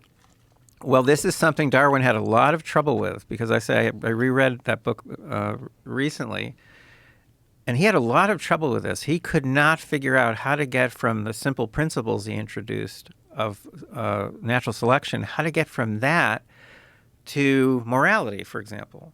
How do you do that? Right. He couldn't even figure out how do we get to large groups because, generally speaking, except for humans, organisms, generally speaking, live in, certainly primates, they live in very small groups and they can't function in large groups. What about ant colonies? Oh, ant colonies are they're much too much like us in creepy ways because they also, of course, have wars. Yeah. So ants, I don't know, but I do know that we did seem to rather suddenly, get to a higher level of functioning, and I've presented lots and lots of smart people in multiple fields with this challenge for years. How does the brain work? Tell me how the brain works without introducing a metaphor, like a computer metaphor. Mm-hmm. And I've never found anyone who could do it. Never. Even at the Max Planck Institute in Berlin, where I confronted a whole bunch of people with this challenge. And then I kept up in touch with them for months afterwards. Nothing. We just tell ourselves stories. We make up silly stories. A placeholder. Yeah. But you see, transduction, neural transduction, that's not one of these placeholders. It's something that we can test. And look at the fascination that's been now for decades with DMT. What the heck is that? And why is it produced by so many different plants and animals? And why does it produce in people a most extraordinary experience? I haven't tried it, but I certainly know people who have. In fact, I said that I was giving a spiel like this to some of my staff, and one woman immediately said, "Oh, well, it changed my life." I go, "You tried DMT?" She said, "Yeah." She said, "The problem was that I did it twice, and I didn't need to do it twice because it completely changed my life the first time." And then another woman was sitting there, she goes, "Well, I did too." And she said the same thing. She said that the reality that she experienced on DMT was much realer than the reality she experiences in our life. Yeah, that's what it feels like. Has that been your experience as well? That's what everybody says. Yeah. It's whatever it is. It doesn't seem like an illusion. It seems like another reality. Well, again, it's produced mainly at night by the pineal gland. Not necessarily. Rick Strassman from, Rick? Yeah. He now believes that it's produced in the brain itself. And it's also produced in the liver and the lungs, and it might not be the pineal gland that's producing it at all. They've kind of changed their perspective on that with the Cottonwood Research Foundation, some of the studies they've been doing on it. But they know that in some animals, it's produced there as well. I mean, they're doing rat studies. But it's whatever it is, it's produced by the liver, the lungs. It's like it's endogenous. It's the most potent psychedelic known to man, and the human body makes it, and it's illegal. And that's what Terence McKenna had the greatest line about that. He said, "Everybody's holding." I know. Which is funny. It is funny. Like you have a Schedule I substance that's made by the human body. It's literally like making saliva illegal. It's the stupidest thing ever. But think about this. We don't know what it does. We don't don't. know what it's for. Right. But it's out there all over the place. Right. And people do have these very unique experiences on it. And people over and over again say that reality is more real than this reality. Well, it's also very similar in its compound to psilocybin, especially when Right. it's processed by the body. And that's one of the more interesting theories about how humans became human was McKenna's stoned ape theory. He thinks that human beings, when there was climate change in the savannas, as the rainforests receded into grasslands, we started experimenting with different food sources and flipping over cow patties because there's more ungulate animals in these fields, and that we started eating mushrooms that were growing on the cow patties. And Mushrooms increase visual acuity, make people more amorous. They start having more sex. They make them better hunters because the visual acuity induces glossolalia, creates language, all these things, associating sounds with objects, that all these things blossom. And then there's the doubling of the human brain size, which coincides in a timeline with that. Dennis McKenna does the best job of explaining it. Terence was, a bard and a fascinating sort of a philosopher, but his brother Dennis is a hardcore scientist, and the way he explains it, he talks about the actual physical mechanisms, the different things that happen to the human body when they encounter this substance, which also there's a bunch of different ways that people endogenously stimulate it. There's holotropic breathing it's probably stimulating that. There's a bunch of different states of meditation that people can achieve. There's Kundalini yoga, which I know people that have both done DMT and are regular practitioners of Kundalini yoga, and they seem to think, or they seem to at least state, that they can achieve these states of consciousness without taking the actual drug itself. They can force their brain into making it. I think what's happening is that the pathway, the quality of the connection is being changed. And I think that's what we can test. And so, I've been working with people in multiple fields. Are you saying that you think we're connected to it always, and then the quality of the connection is changed by taking ayahuasca or taking dimethyltryptamine? That's what's happening? So it's just enhancing the quality of the connection. Correct. And I think at the opposite extreme, there are a lot of things that go wrong with our brain. Maybe when we just get drunk, or maybe when we get clubbed, or that really diminish the connection, diminish it, or just cut it temporarily. Right. And I think all of this is testable. And the only problem is, so far, the neurosciences labs have not been looking for this. They've just never looked for evidence of transduction. But I think when we start looking for it, we're going to find it. And that can make two big changes in the way we see everything. It can make a change in that we finally begin to understand how the brain makes us as intelligent as we are. It turns out it's not a self-contained processing unit, so it's not playing the role we thought it was playing, but it is very critical in the transduction process, very critical. It's preparing content for transduction, and of course it's bidirectional. The microphone is unidirectional, but the brain is a bidirectional transducer. So, and it'll change the way we see the structure of the universe. So it's interfacing with consciousness rather than being conscious itself. Oh, it's not consciousness. No, it's an avenue. It's a pathway, and that is what is connecting us with all this other stuff. This stuff. My mom, who passed away about a year and a half ago, but my mom, in those last couple of years, she kept saying that she was hearing music. And she loved music. She always loved music, but she was hearing music that she had never heard before, she said. And she would sometimes try to hum the music or sing the music. And she said it was always coming from downstairs. And then people would say, my mom was very, she was very sarcastic in her manner. And so someone would say, well, I don't hear anything. And she'd go, well, maybe you should get your hearing checked, because she just assumed that it was real. I expressed the concern that the music was always downstairs. I said I'd be more comfortable if it were coming from upstairs. And she goes, oh, no. She says, don't worry. I'm not going to hell. I said, okay, fine. It's coming from downstairs. But that's a perfect example. Where is that stuff coming from? Or even people who hear voices. Right. Well, if you have a pathway into another domain where there's intelligence, anything could come through.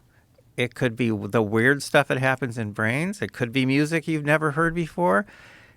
It could be voices telling you what to do.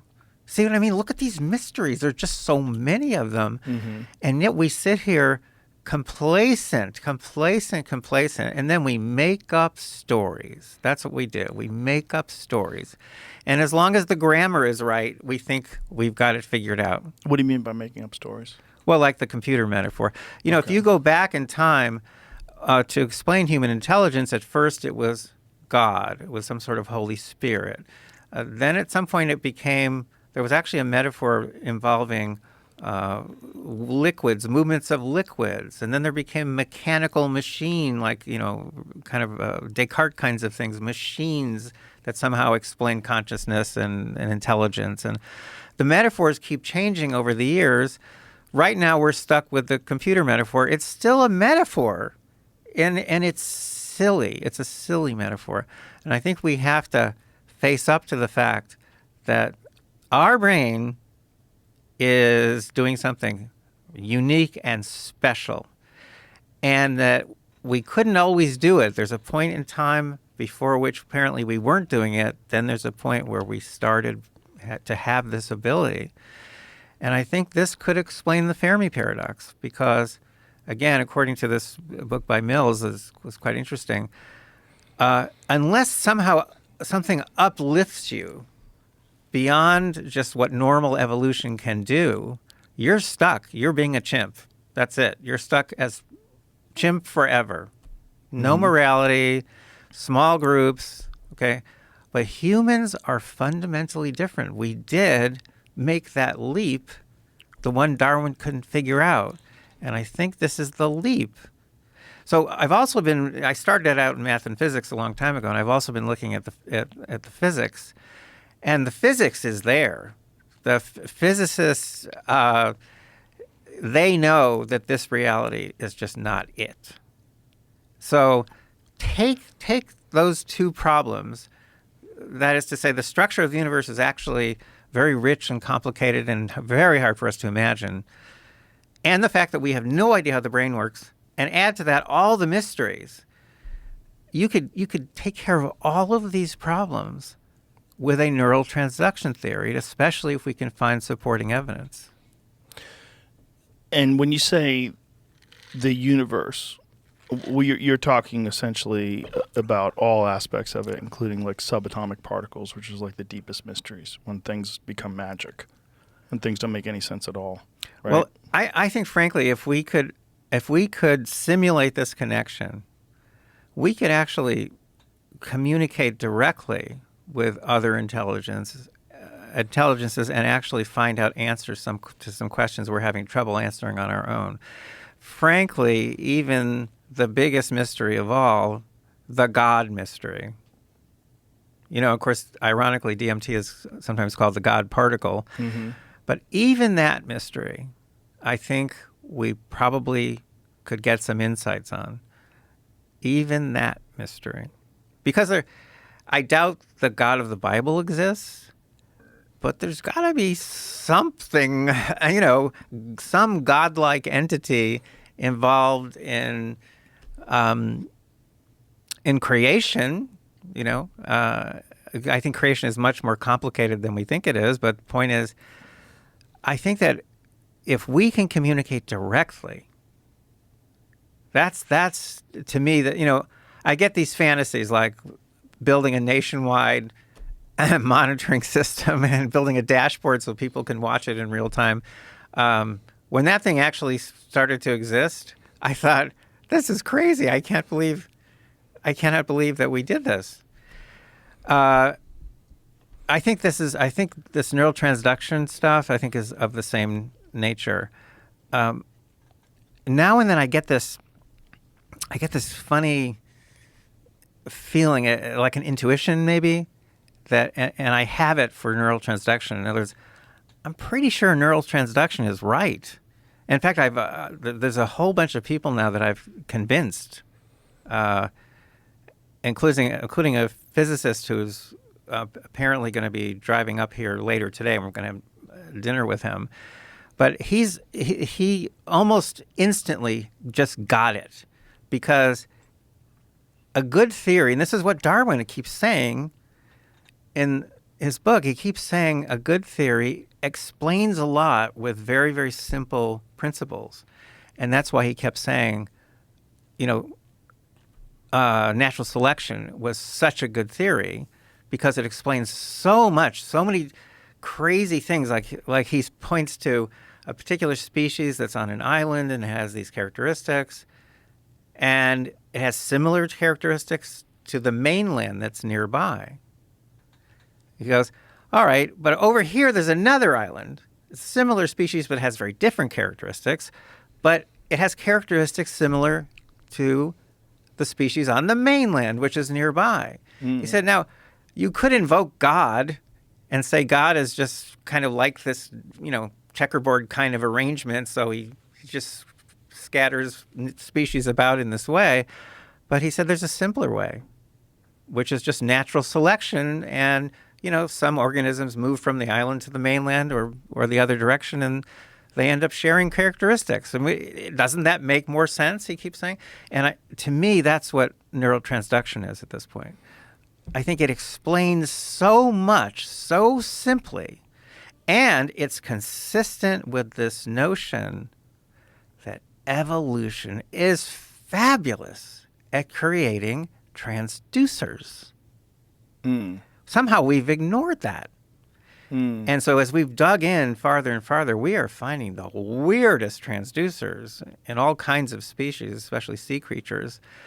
And so couldn't it, if there is a way to connect two universes, couldn't evolution find a way at some point? Right. When you're talking about this connection, are you talking about some sort of a technological intervention? Are you talking about just natural selection creating this connection and enhancing it in new people? Oh, I'm definitely talking about it arising naturally. Organically, absolutely.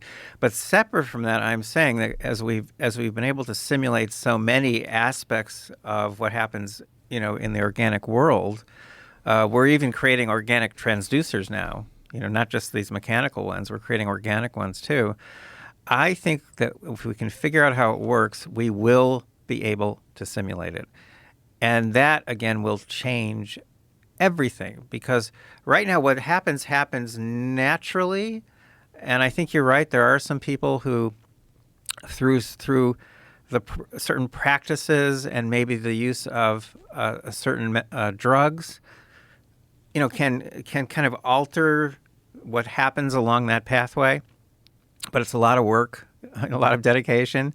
I think, though, that we'll be able to simulate this, maybe with some combination of technology and perhaps organic material. How do you imagine that we would simulate this? Do you think we would come up with something that would, how they use like electromagnets to stimulate parts of the brain that have been hurt in trauma and are not firing anymore? They do that with people that have traumatic brain injuries, and they give them back a lot of their function. Do you think there'd be something like that, like some kind of technology that would stimulate your brain's ability to produce these human neurochemicals and just do it in much larger quantities? Yes, I think we could. Or do it voluntarily? I think we can find artificial means of improving the connection, yes. Improving the nature of the connection, yes. And you think the nature of the connection is based on human neurochemistry? I do. But I also think, separate from that we can create devices like we have, knee replacements and hip replacements, and we don't have brain replacements, but there's a lot of stuff that we've been able to study in organisms and basically replicate in various ways. Sometimes just using technology and, spare parts, and sometimes we're not using actual organics. But yeah, I think we can do that too, so that we can alter the nature of the connection occurring in someone's brain, but I think also we can simulate it outside of the brain. And that's where real power would come from. So when you say by simulate it outside of the brain, what methods do you think would be able to be efficient at doing something like that or make it effective? Well, I mean, like a box. There's a box. Okay. I'm stealing this The chimpanzee skull. Yeah. So there's a box. Okay. And literally, this box is a transducer like this microphone, and it's taking content from our universe and it is sending it into the other. And this is bidirectional, so it actually can send signals back as well. And I'm saying I think we can figure out how to do that. So what would that box be tuning into specifically? I don't know, because I don't know. That's the point. No one knows what that is. No one knows what's happening in that gap. Right, between the two fingers. But because I think no one's been looking. We have all these clues, and we have the DMT stuff, and we have people's experiences, and, we have so many different clues. We have people who see ghosts, and, they're clues. But you got to put it together, and you have to put it together, in my opinion, in neuroscience labs and in physics labs. And you've got to get those people talking to each other, which they, generally speaking, have never done. That's often the key to dramatic increases in our understanding of whatever it is. That's often the key, is bringing together people from very different fields who, generally speaking, don't communicate. In this case, it's mainly physicists, especially astrophysicists, and neuroscientists. And as I say, I've been doing this. I've been reaching out to people now for a couple of years, and I'm getting this group, And Strassman's on my list. I mean, I'm gonna reach out to people you've suggested, and I think we can. I think we're just going to have a ball. First of all, just getting us all together and getting up and giving little speeches about how you think you could test this theory, maybe about how you think you could build an interface. Mm-hmm. I think we're just going to have a ball. I think what's important that ties us in with your research is that all of this would lead to an improvement in human communication, human community, the way we interface with each other, the way we exchange information, and the way we collectively act as a group. Whereas the manipulation of this information for political goals, for financial goals, for ideological capture, for manipulating the way human beings think about things, is really the contrary to that. It's the opposite of that effect. It's the exact opposite. And look, I am an idealist. I've in my classes for years and years, just for fun, I distribute a test of idealism, because I always wanted to see whether any student could score as high as I did. And I never found a student who could score as high as I did on a test of idealism. So that's, these things that I work on, they're all of that nature. And yes, if you kind of take this neural transduction idea and try to think ahead a few years, this could be the key to telepathy, real telepathy. This could create a kind of unity in humankind that has never existed before.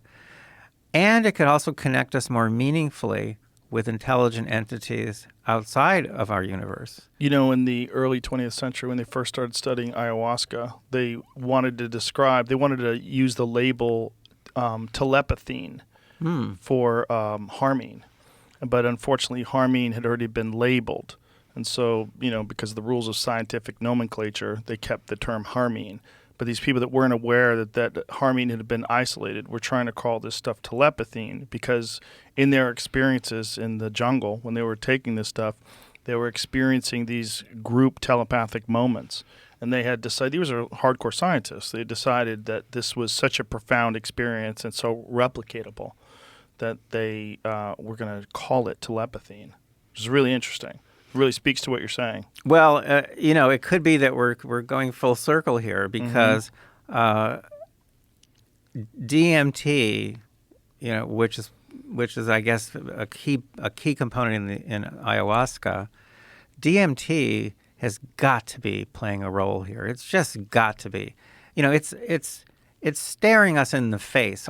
All these little pieces, in my opinion, are just there. They're just there. Well, it's in so many different plants that we have developed a thing called monoamine oxidase that breaks it down in our gut so that we don't get high from all the plants we eat, which is pretty crazy. Well, but again, it just drives the point home that our world is kind of, it's telling us things. It's Right. telling us There's a component to our world that we've missed, and that the fact that this dimethyltryptamine exists in so many different plants and animals. Which brings me back to complacence, because that is one of the things that's driven me nuts regarding all the discoveries I've made about new forms of manipulation made possible by the internet, and now the monitoring systems showing more and more and in more detail that these techniques are actually being employed on a massive scale. And again, it's the complacence. You know, we're complacent about things that we don't need to be complacent about. We're complacent about how the mind works and how the brain works, and we're complacent about dreams. How could you be complacent about dreams? Dreams are so amazing. I've dreamt full-length movies that are better than any movie I've ever seen. And then, of course, I'm struggling at the end to grab onto little pieces. Right. And the most I can get are a couple little pieces, but I know I dreamt the whole thing. By the way, that's exactly the same as psychedelic experiences. Really? Psychedelic experiences are insanely difficult to remember. They're insanely difficult to remember in the exact same way. Like when you wake up from a dream, you could tell me your dream. Like, oh my God, I was on a skateboard and Godzilla was chasing me. You could tell me your dream, but you won't remember that dream in a while. And that's the same as psychedelic experiences. When they're over, everyone can kind of tell you what they experienced, but it's very difficult to remember it a day later, a month later, a year later. You get like these little flashes, like almost like a slideshow, a little slideshow. Oh yeah, that thing. Oh yeah, that part. I forgot about that part. But you don't remember the experience, which seems strange because I remember amazingly profound experiences from my life in vivid detail, like interactions with my children that were just filled with love and happiness, you know, when they hug you and cry, and just like there's moments that you remember like, God, I'm never gonna forget that. There's moments that I remember just with friends that I'm like, God, I'm never gonna forget this moment. With loved ones, but not the dreams, not these crazy, profound, earth-shattering dreams that make you wake up sweating. You go to the bathroom, you're like, what the fuck was that dream about? That happens to me all the time. And then I go right back to sleep, and then the dream goes away. And then in the morning, I'm like, I'm going to remember that. I don't remember it. I don't remember it at all. I barely remember it. It's a slideshow. Your brain is protecting you somehow. There's something, and there was something that I was reading actually yesterday about forgetfulness, that it is not a flaw, but a feature.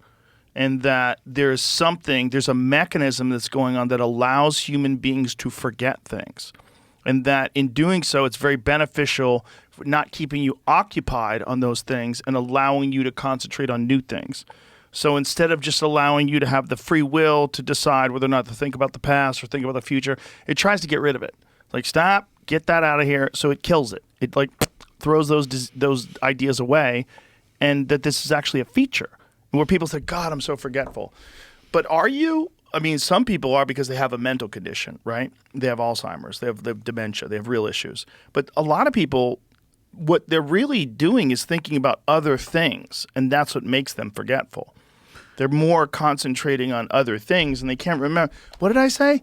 Like my wife will tell me things, I'm barely paying attention. And she's like, I told you that. I'm like, when did you tell me that? Like, I told you that yesterday. I already forgot. Because it didn't mean anything to me at the time. Because I have to filter through. And then Debbie said to Marsha, and Marsha was like, how could you do that? And I was going to say something, but I didn't want to. I forget about that. That's in and out. Because I got no room for that, right? But some people remember it forever. And you got to think, what is that forgetfulness? Well, this article that I was reading was talking about that forgetting memories is actually a feature. And so there might be some component of that you're not totally past this bridge that would connect us to whatever that realm is. And that you get these brief interactions with that realm, but you're not ready to be all in yet. You're not ready to be connected to it. You're not ready to remember all the experiences that you had in this mushroom trip that you went on. It's just too much for you. So let's just let's just get that out of your system, because your regular consciousness is not wired to accept the reality of where that realm is. And the fact that the other thing is that realm is there in 30 seconds, especially with dimethyltryptamine. 30 seconds later, you're in an impossible realm. 15 minutes later, that's gone. 20 minutes later, you're struggling to remember it. Half an hour later, it's mostly gone.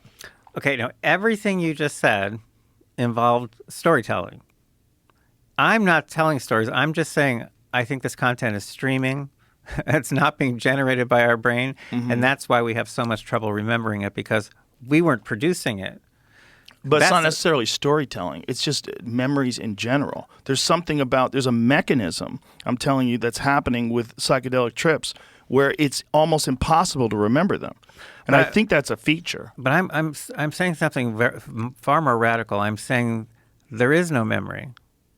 There is no memory. Okay. But as applied to everyday life, there is. No. In a practical sense. No. There's no memory. Okay, so in a practical sense, when you say, who's the first president of the United States, don't you think you have a memory that it's George Washington? I think I might respond George Washington, but it's not stored anywhere in my brain. Well, of course it is, because that's what you learned. Nope. You learned that in high school or whenever you learned it.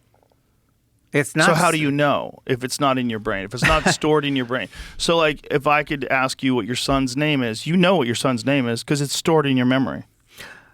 There's nothing stored in my memory, and certainly not my son's name. So how do you know your son's name? Well, because I was exposed to it. I probably even came up with it a long time ago, and under certain circumstances, if I'm asked what his name is... Under certain circumstances, you don't remember his name? Yes, that happens to you as you get older, especially with your kids. It's really embarrassing. And what do you think that is? Well, I'm trying to say that there is no memory in the brain. I'm saying the transduction is occurring, and when the brain gets damaged, the transducer, like if I smash this microphone, the transduction process. Right, but you're still avoiding the question, like, how do you know your son's name if it's not in your memory? Okay, memory itself is a metaphor. There used to be, the old memory metaphor was based on a library and shelves, and then there were other ones based on interconnected neurons acting in cycles, and then these are all metaphors. There is no memory in the brain. So that article of mine I mentioned, The Empty Brain, that's what it's all about. It explains that there is no memory. Is the way we use the term memory. It's just another metaphor. So, for example, who's that one? Oh, Daniel Barenboim, who was one of my favorite conductors and pianists. By the time he was 17, he had memorized all 31 of Beethoven's piano sonatas. So I had someone count up the notes. It's about 350,000 notes and almost as many markings of various sorts for the pedals and volume and all that stuff. It's a tremendous amount of data. And you know what? You can search Daniel Barenboim. He's still alive. You can search his brain forever, and you'll never find a single note. It's not in his brain. So where is it? Well, it depends on what you mean by it. The music is nowhere. He didn't absorb the music. But he remembered how to make the music. No. He was, under some conditions, able to make the music. Right. But there's no memory involved. If someone teaches someone how to do something, you don't remember how to do that thing? That's not what it is? It means that some change is occurring that allows you, under certain conditions, to do that thing again or something similar to it. But if there's like skills that I could teach you, you don't think you remember those skills? Like if I taught you physical skills, like I taught you how to put somebody in an arm bar, you don't think that's a memory? No, it's definitely not. It's not a memory, no. So what is it? It's a change. Some sort of change is occurring, whether it's occurring in your brain, some sort of a change, or whether it's occurring in that link. So how does the brain differentiate between what it remembers and what it doesn't remember if memories aren't real? Maybe I can make the point this way. Okay, Okay. A demonstration in class. I would say to people, who knows what a dollar bill looks like? So if someone comes up to the board and they draw a dollar bill, and I'd say, now make it as detailed as you possibly can. So they draw a dollar bill, and it kind of has a place where there's a face, and it kind of has Right. some ones in the corners, and Right. usually that's as far as people can get. And I say, well, let's try an experiment here. So I cover up the dollar bill that they just drew. I tape a piece of paper, and then I tape up a real dollar bill. And I say, maybe the person drew what they drew, and it was so terrible because they're a bad artist. Let's find out. So I say, here, now draw a dollar bill. So they've got a dollar bill right up on the board. And now they draw this magnificent dollar bill. Because they're copying the dollar bill. Yeah, and Right. so they got. But the point is, there is no image of the dollar bill in their head. Right, because they haven't had a detailed sort of examination of the dollar bill. Most people just give a cursory examination to a dollar bill. You look down, oh, that's a 5. It's a 20. I mean, I kind of know, was it Andrew Jackson's on the 20? You know, most people are not really paying that much attention to it.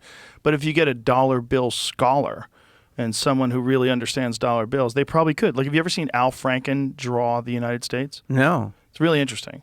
Al Franken is very unfortunate what happened to that guy, because I think he would have been I agree. a fantastic politician still. Very interesting person, very intelligent, and a real patriot.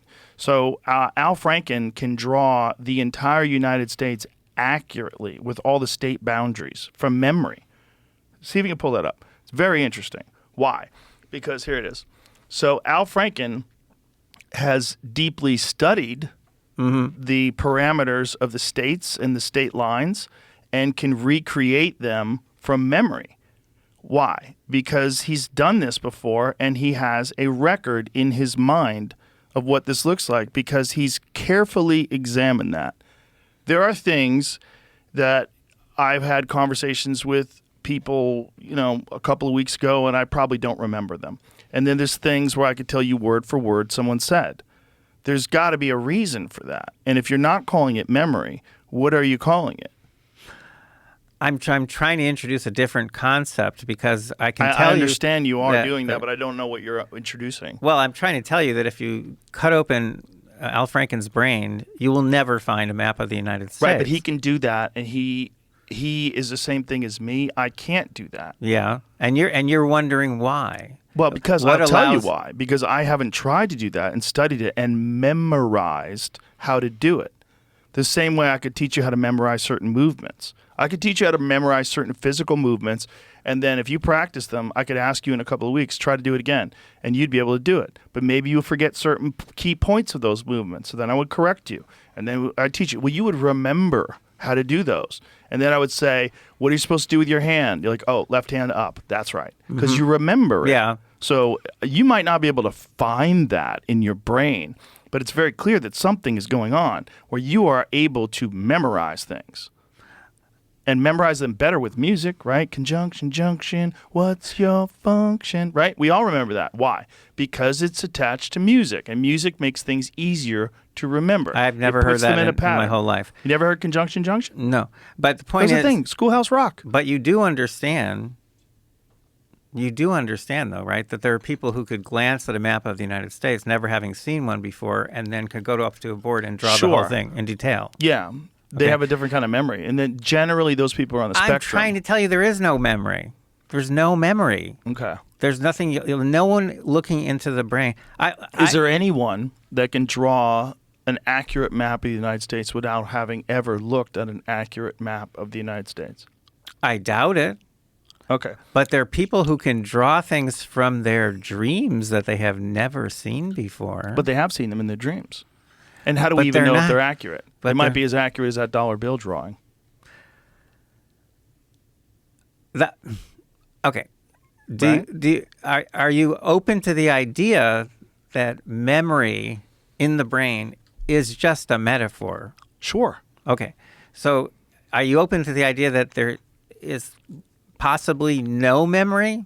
And we still could do all the things we can do, but there's no memory. Well, you're calling it memory, right? And I'm saying as a physical function, a thing happening, you can memorize things. That's how you learn a new language, right? You memorize, me llamo El Rogan, That's how you do it. You remember, right? So if you're saying that doesn't exist, I'm saying, what is happening? Give me some sort of a replacement. I'm giving you transduction. Right. But where's it stored? I don't know. Okay. I want to find out. That storage. Don't you think we should find out? Couldn't you use the term memory to accurately describe that storage? It's not, but it's not in our brain. Right. So the people who are looking in brains and looking for memories, they're not finding... Was it just that they haven't found it yet, or they don't understand that you're not going to be able to see it in the same way that you see cells? I've talked to some of the top neuroscientists who study memory. Okay. And the first thing they say is, I can't find it because I don't think it's actually there. So Perhaps, I'll but let me ask you this. Yeah. How do we know what size memory is? So are they looking in the subatomic realm?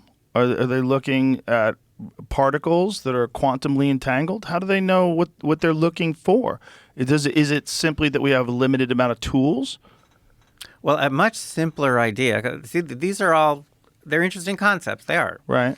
But a much simpler idea is that the brain, look at all this space that this microphone, this is a very good quality microphone. And it takes a lot of stuff in there for it to work as well as it does. Right. So a much simpler idea, given that no one's ever found anything remotely like memory inside the brain. Okay. And I actually asked Eric Kandel, who was was in his 80s at the time and who won a Nobel Prize for his work on a memory and the aplesia. I said, how long do you think it's going to be before we understand human memory? And he said, 100 years, meaning we aren't. Right. So isn't a simpler idea that the brain is actually like this, that the brain is a transducer allowing us to communicate with higher intelligence in another universe. Isn't that a simpler idea? No, that's not simpler at all. That's way more complex. No, that's super simple. It's way more complex than experiences being stored in a functional way so that you can benefit from them. Except that there's no evidence of any storage, and there never will be. How could you say there never will be if he said 100 years? 100 years is not never. 100 years ago, we were exactly the same species as we are right now. You had to be there. It was the way he said it. I understand. Yeah. I understand what you're saying. But before they understood spooky action at a distance, before they understood subatomic particles, if you had tried to explain that to someone from 1850, they'd be like, "What the fuck are you talking about?" But now it's understood. It's measurable. It's something that we agree upon. That subatomic particles, that atoms, that neutrinos, all these things exist. Bizarre things that there's neutrinos passing through us right now, right, from space. There's a neutrino detector in Antarctica. We know that there's these things that we didn't know exist. As we have more access to technology, more understanding of the mechanisms of the mind, isn't it possible that we could say, oh, this is where memories are stored? And isn't it true that if certain areas of the brain are damaged, in particular, it will damage memories? Isn't that true? It will damage the transduction process, yeah. Okay, you're married to this transduction process. Well, it's not. I'm not saying that it's not in there's something happening. Let's not even say it's in the brain. Maybe it's in the entire body. Maybe it's in every cell. Maybe it's in the DNA. Whatever it is, there's something in there. Well, I'm trying to point out that the something is something we haven't thought about in the past, and it would actually solve so many problems. I see what you're saying in terms of communication with whatever that other realm is. But what I'm saying is that there might be, and forget about the term the brain, local. Let's just say local. Local, okay. Because when I'm accessing, I know if I press the turmeric button on the coffee machine, it makes the kind I like. That's locally stored. Other people don't know that if they've never used that machine, right? This is locally stored information. Forget about finding it in the brain. It might be in the DNA. We don't know where it is, but there's I know, how to start my car. I know how to put it in drive because I've done it before. Yeah. So something is happening where I'm storing information, and the more information I store, the more it makes me effective at discussing certain things. There are certain things that I don't have any information about. I haven't read them. I haven't memorized them. You are married to the information processing metaphor. I'm not. It's just a metaphor. There is no information in the brain. Challenging this thing that you're saying that I don't think sounds as complete as you're saying it sounds. But the good news is it's testable. It's empirically testable. And I don't think it's going to take 20 years. I think it's just going to take maybe 5 years. I think it's because the labs already exist. And it's not like studying, black holes where you can't really access them and you have to, because we can actually study brains. And we have lots of great equipment. It's just no one's ever looked for what I'm talking about. And the point is, as I've talked to more neuroscientists and physicists, they're saying the same thing. They're saying this has to be right, and we just need to look for it. We never have before. Let's speculate. Let's say that they start looking for it and they find evidence that this is actually occurring. Don't forget about crazy things. The consciousness turns off, and then consciousness turns on. Right. What? Right. What's what is that? Right. Well, what are psychotic states? Yeah, but see that I'm just saying it's just an interruption in a pathway. Got it. That's really easy. Right, which makes sense for psychotic states, right? There's some sort of a disturbance. It makes sense the way the system is running, and it's not tuning in to the other side the right way. It takes care of of psychotic states just like that. I mean, think of how useful, how it does. You got to go back and read Darwin because that's exactly what Darwin keeps saying. It was eye-opening for me to read this book because that's what he keeps saying. He keeps saying, "Look, I know this sounds nutty, but it's much better than any other crazy story that you're going to tell." We were actually just having this conversation the other day with Brett Weinstein. Oh, really? And Brett Weinstein, who's a biologist, and his belief is that random mutation, natural selection, Darwinian evolution, they're all real. It's all absolutely happening, but then there's probably also factors that we haven't figured out yet. And that's what shows human beings. Like that's how human beings got This there. is the factor. And this is that thing. This is what gets you up to that next level, and it's consistent with the ideas that physicists have about the structure of the universe.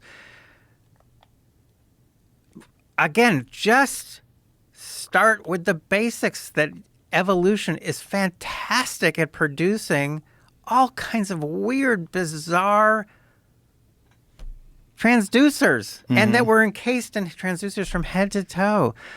If the universe is what we think it is, couldn't evolution at one point, because it's producing all kinds of new traits all the time, couldn't it produce a brain that has that feature that connects us? Boom. Right. We're connected. That And it might now- be an emerging quality in humans. And then 20,000 years ago, it emerged. And it just brought us up like this, just like in 2001. It just, we go up to here, and that could help explain the Fermi Paradox, because there could be lots of chimp-like creatures all over the galaxy, but they just never made it to that level because that's where the weirdness of the whole accelerated evolution theory comes into place. I mean, you get into the kookiest of kooky stuff, the Anunnaki and the Sumerian texts, and this idea that these lower primates were manipulated and that something was introduced into their genes, and that this something is probably some genetics from some superior race or some more advanced race, and that we took on that, and that it became a part of us, and now it's in our gene pool, and now we're moving in that general direction with this different connection. I've read some of these books. They're really fascinating. Truly, they hold my attention. But page after page after page, I keep saying, yeah, but neural transduction theory is much simpler.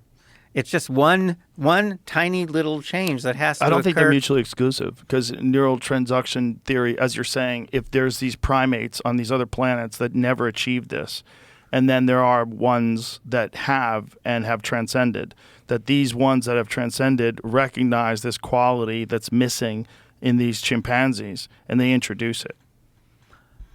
We don't need them. It's possible, but we don't need them. We have evolution. That's why it's accelerated evolution. It's saying, like, look, they've concluded that primates right now have entered the Stone Age. Do you know that?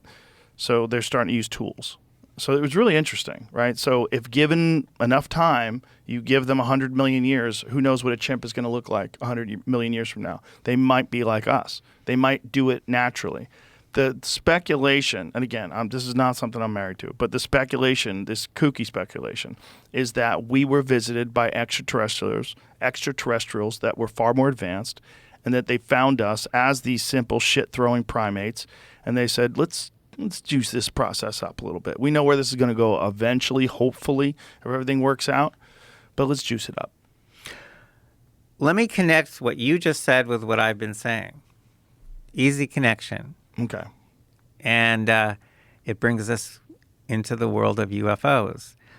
Because whether this capability arose on its own, which it could, or whether it was juiced up a little bit by some outsiders, Which it could, then either way, we're now in a position where we could, in theory, communicate in more meaningful ways with extraterrestrials. We could. And we might, by understanding how transduction works, we might figure out how to do that. So not just communicating with people in another universe, but communicating with extraterrestrials. Some of these extraterrestrials, in fact, most of them, maybe all of them, have to have this ability. They have to have that transduction ability, or they never would have gotten above chimp level. Right. So maybe this is our way of connecting with them as well. And that we're on the path, but we're not quite there yet. We're not quite there yet, but I think we could get there really fast. And again, some of these neuroscientists I've been talking to, they are saying the same thing, because this is not like studying, this is not like studying, I'll say black holes again, but this is different because we've got thousands of labs, some of them extremely sophisticated labs. We're just not looking for this. What happens if we start looking for this? And so what we've been doing is we've been trying to work out experiments that can be conducted and that should produce one result or another, depending on whether transduction is occurring. And that's the goal, is find empirical support for this type of theory. If we can find empirical support, the more support we find, obviously, the more convincing this will be. And then that would bring in the engineers. It's the engineers who could really make this thing sing. So it's another one of my intuitions, call it that, but I think the data are all around us. They're all around us. And by the way, there are a couple people I have turned on to this who just all of a sudden become obsessed, because all of a sudden you see all around you reminders of all the weird stuff. And you realize, wait, all the stuff that seems so weird, you know what? It's not weird at all if NTT is valid. If this theory is valid, the stuff that we think is weird is not weird at all. In fact, it makes perfect sense. Psychosis, you brought up psychosis, but there's so many things like that. And all of a sudden they're not mysterious at all. They make very good sense. How about something, one of my favorites is déjà vu. Or how about meeting someone that you feel like you've known them forever? Mm-hmm. I've had that happen. Sure. It's an amazing experience. It's visceral. It's so powerful. It's so strong. How could that possibly be? Well, see, if you've got neural transduction theory there in your toolbox, you go, oh, that's easy.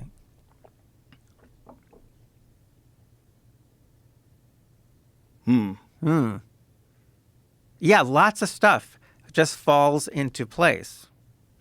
Now, I have to point out that I'm wearing this idiotic Starboard's thing. TameBigTech.com. Oh, thank you. Every time you say that, I just get the chills. Because I need help. I desperately need people's help. So we have spent $7 million building the world's first nationwide monitoring system that is doing to those bastards what they do to us and our kids 24 hours a day. We are surveilling them for the first time. We are finding overwhelming evidence that they are very deliberately and systematically messing with us and our elections especially. I personally believe that as of 2012, the free and fair election, at least at the national level, has not existed. It's just been manipulated. It's just been manipulated since 2012. I say this in part because I met one of the people on Google's tech team, on Obama's tech team, rather, I should say, which was being run by Eric Schmidt, head of Google at the time. And I talked to him at great length about what the tech team was doing. They had full access to all of Google's shenanigans, all those manipulations. And one member of that team asked by a reporter how many of the 4 points by which Obama won, how many of those points did he get from the tech team? And the guy said, Elon Kriegel, I believe his name is, it was actually quoted. And he said 2 of the points came from us. Now, Obama won by 5 million votes, roughly, and 2 out of 4 points came from the tech team. That's 2.5 million votes. By 2016, I had calculated that Google could shift, and it would be toward Hillary Clinton, of course, whom I supported at the time, that Google could shift between 2.6 and 10.4 million votes to Hillary Clinton in that election with no one knowing. She won the popular vote by 2.8 million votes. If you take Google out of that election, the popular vote would have been tied. Couple days after that election, all the leaders in Google get up on stage. This, I'm sure you've seen this. It's an amazing video. And they're talking to all of Google's 100,000 employees, and they're one by one, they're going up to the mic and saying, we are never going to let that happen again. Yeah.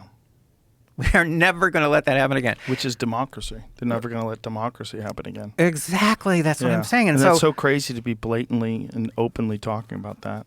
And in 2020, we didn't have... As if it's a virtue. We already had a pretty big monitoring system. We preserved 1.5 million ephemeral experiences. Our data show that Google shifted at least 6 million votes to Joe Biden, who won the popular vote by about 8 million. So again, take Google out of the equation. That would have been pretty much a tie in the popular vote, and Trump would have won 11 out of 13 swing states instead of 5. So going forward from roughly 2012, I think the free and fair election has been an illusion. And this is something that's very weird and kind of ironic, but this is something that Dwight D. Eisenhower warned about in that last speech of his farewell speech. He warned about the rise of military-industrial complex. Everyone's heard about that. But he also warned about the rise of a technological elite that could someday control public policy without anyone knowing. And the technological elite are now in control. That's what we have. That's where I get back to my ranting and my pain, because I realize no one is paying attention. Eisenhower said we have to be alert or this will happen. We have not been alert. And the fact is, people right this second, who I give speeches to sometimes, they get all riled up and then they walk out of the auditorium with their surveillance phones. Mine is not. This is a secure phone. But they walk out with their surveillance phones in their pocket, and they use all the surveillance tools that Google has set up for them, and other companies too now. And they think, isn't this nice? This company's doing all this nice stuff for me and giving me all this free stuff. That's not the business model. All those free things are just apps that trick you into giving up personal data. And then they monetize the data and they use it to control you. That's what's really happening. That's the business model. and people can't see it. And I'm telling you, I've been working on this for 12 years, and it's gotten to the point where I am wiped out. I am fed up. I am exhausted. I am disillusioned. And I'm lonely, because since Misty was killed 5 years ago, I sometimes feel like I'm literally dying of loneliness. And the fact that other people around me have been hurt, one quite seriously, makes me a little nervous too. And that's where I am at this point. And it's a terrible place to be. Terrible. Now, it took $7 million to build what we've built, but it's been really tough. Okay, we're talking about like raising $1 at a time. It's been really, really difficult. And for us to set this up so that it's actually permanent and self-sustaining, and so we have court-admissible data in all 50 states, which will make these companies think. It'll make them think twice maybe. That is going to require at least another $50 million. That gets us a secure facility and our own servers and a security team. We have virtually no security. Hear that, Google? And they know this because a couple months ago, they attacked us in an extremely sophisticated way. I've never seen this before. When you say they, who? I don't know. Someone. I don't know. Google has... What did they do? It was very, very unusual. It was not... It was not the usual thing. What they did was they got our accounts.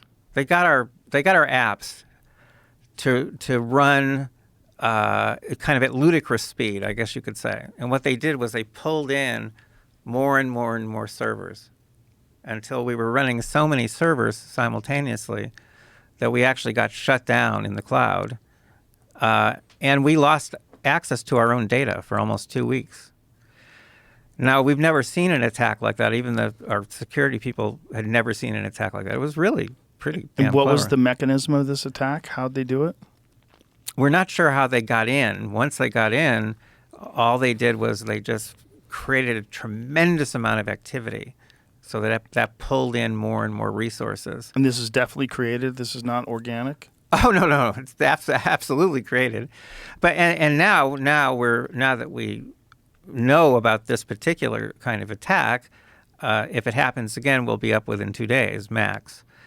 But the point is, there's a lot of pressure on us. So we need a lot of money to set up a secure facility, have security teams, not just protecting our data, but protecting our people. We have to protect our people. Have you ever talked to Elon about this stuff? I've never had a way to reach him. Well, hopefully someone will take this clip and put it on X, and he's a junkie. He'll be on it all day. So hopefully someone will put it to his attention and put it up there, because I'm sure this is very concerning to him. I mean, he has a vested interest in this. Clearly, what happened when he purchased Twitter and he found out the extent of government interference in free speech, and how many people were being pressured to not talk about certain things that were inconvenient, or how many accounts they were trying to get taken down because these accounts were purveyors of misinformation that turned out to be absolutely accurate. He has a deep distrust, for sure. Well, he has a few times lately. He has retweeted content about my work, so he's aware. He might be aware. And there's another way also, by the way, to take down Google, which I published this in Bloomberg Business Week. If you go to Epstein and businessweek.com, you'll actually see the article. And we've reached the point where data have become an essential part of our lives. And the way to take down Google is to do what governments have been doing for hundreds of years, to declare their index, the database they use to generate search results, to be a public commons. This is exactly what governments do when water, electricity, telephone communications, any commodity, any service becomes essential, governments at some point have to step in. The electric companies, they were all privately owned. I didn't know that. I didn't realize that. They were all privately owned until the government had to step in. And this is where we are now with data. And the biggest, baddest database in the world is Google's because it's the gateway to all knowledge. It needs to be declared a public commons. As I say, ample precedent for that in law. It's very light touch regulation. And what it'll do is it'll allow other people to draw from the database to create their own niche search engines. So, you'll create a search engine for people interested in DMT and UFOs. Someone will create one for women, for Lithuanians, we'll end up with thousands of these search engines, all of which are vying for attention. It will be exactly like the news, the news media, that domain. And that's the way it should be. Search should be competitive. Google was not the first search engine, it was the 21st. So that's how you do it. And also, then search would become innovative again. There have been no innovations in search for the 20 years that Google has dominated search. So General Ken Paxton of this great state of Texas, he's interested in this. Senator Cruz is interested. Other people are interested.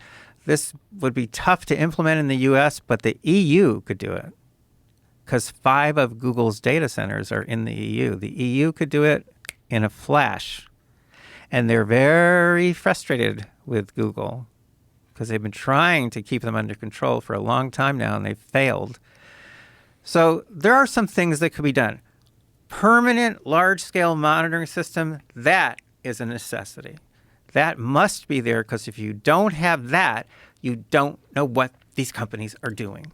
You don't know how they're messing with our minds, with our kids' minds, and with our elections. You have to monitor, and you have to have court-admissible data in every state and probably in every country. And then they will pull back a little bit because they have to. They're violating campaign finance laws when they very blatantly support one candidate or one party. They're making huge in-kind donations without declaring them. So another thing they're doing right now, perfect example of something our system is capturing right this second. Right this second, Google is sending register-to-vote reminders to Democrats at about 2.5 times the rate they're sending them to Republicans. How do I know? Because that's what the monitoring system shows. That's what they're doing. At some point, that's going to turn into partisan mail-in-your-ballot reminders. And then that turns into partisan go-vote reminders. These are just displayed on Google's homepage. We're capturing the homepages by the millions. If you don't capture them, then the content is ephemeral and it disappears and it's gone forever and you can't go back in time and figure out what they were doing. So monitoring is no longer optional. By the way, monitoring is fast. Unlike regulations and laws, monitoring can keep up with whatever the tech company is dishing out. The next company, the next Google after that. Monitoring can keep up. If you're going to have an internet, and it can mess with people's lives, and it can mess with governments and elections and so on, then you've got to have monitoring systems in place.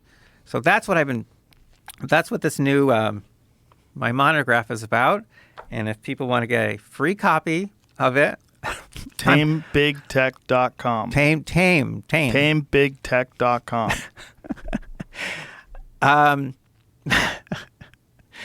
You crack me up sometimes, really. I'd love to see you do a comedy routine. Listen, Robert, thank you for being here. I really, really appreciate what you're doing. If you weren't doing this, I don't know if it would get done. I don't know if we would know as much as we know. I think it would be speculative. I think people would have ideas. I think it would be impossible to prove. And I think what you've done is a tremendous service for people. So thank you very much. TameBigTech.com. Thank you, but I'm still fed up, just so you know. Okay. Thanks, Robert. Yep. Bye, everybody.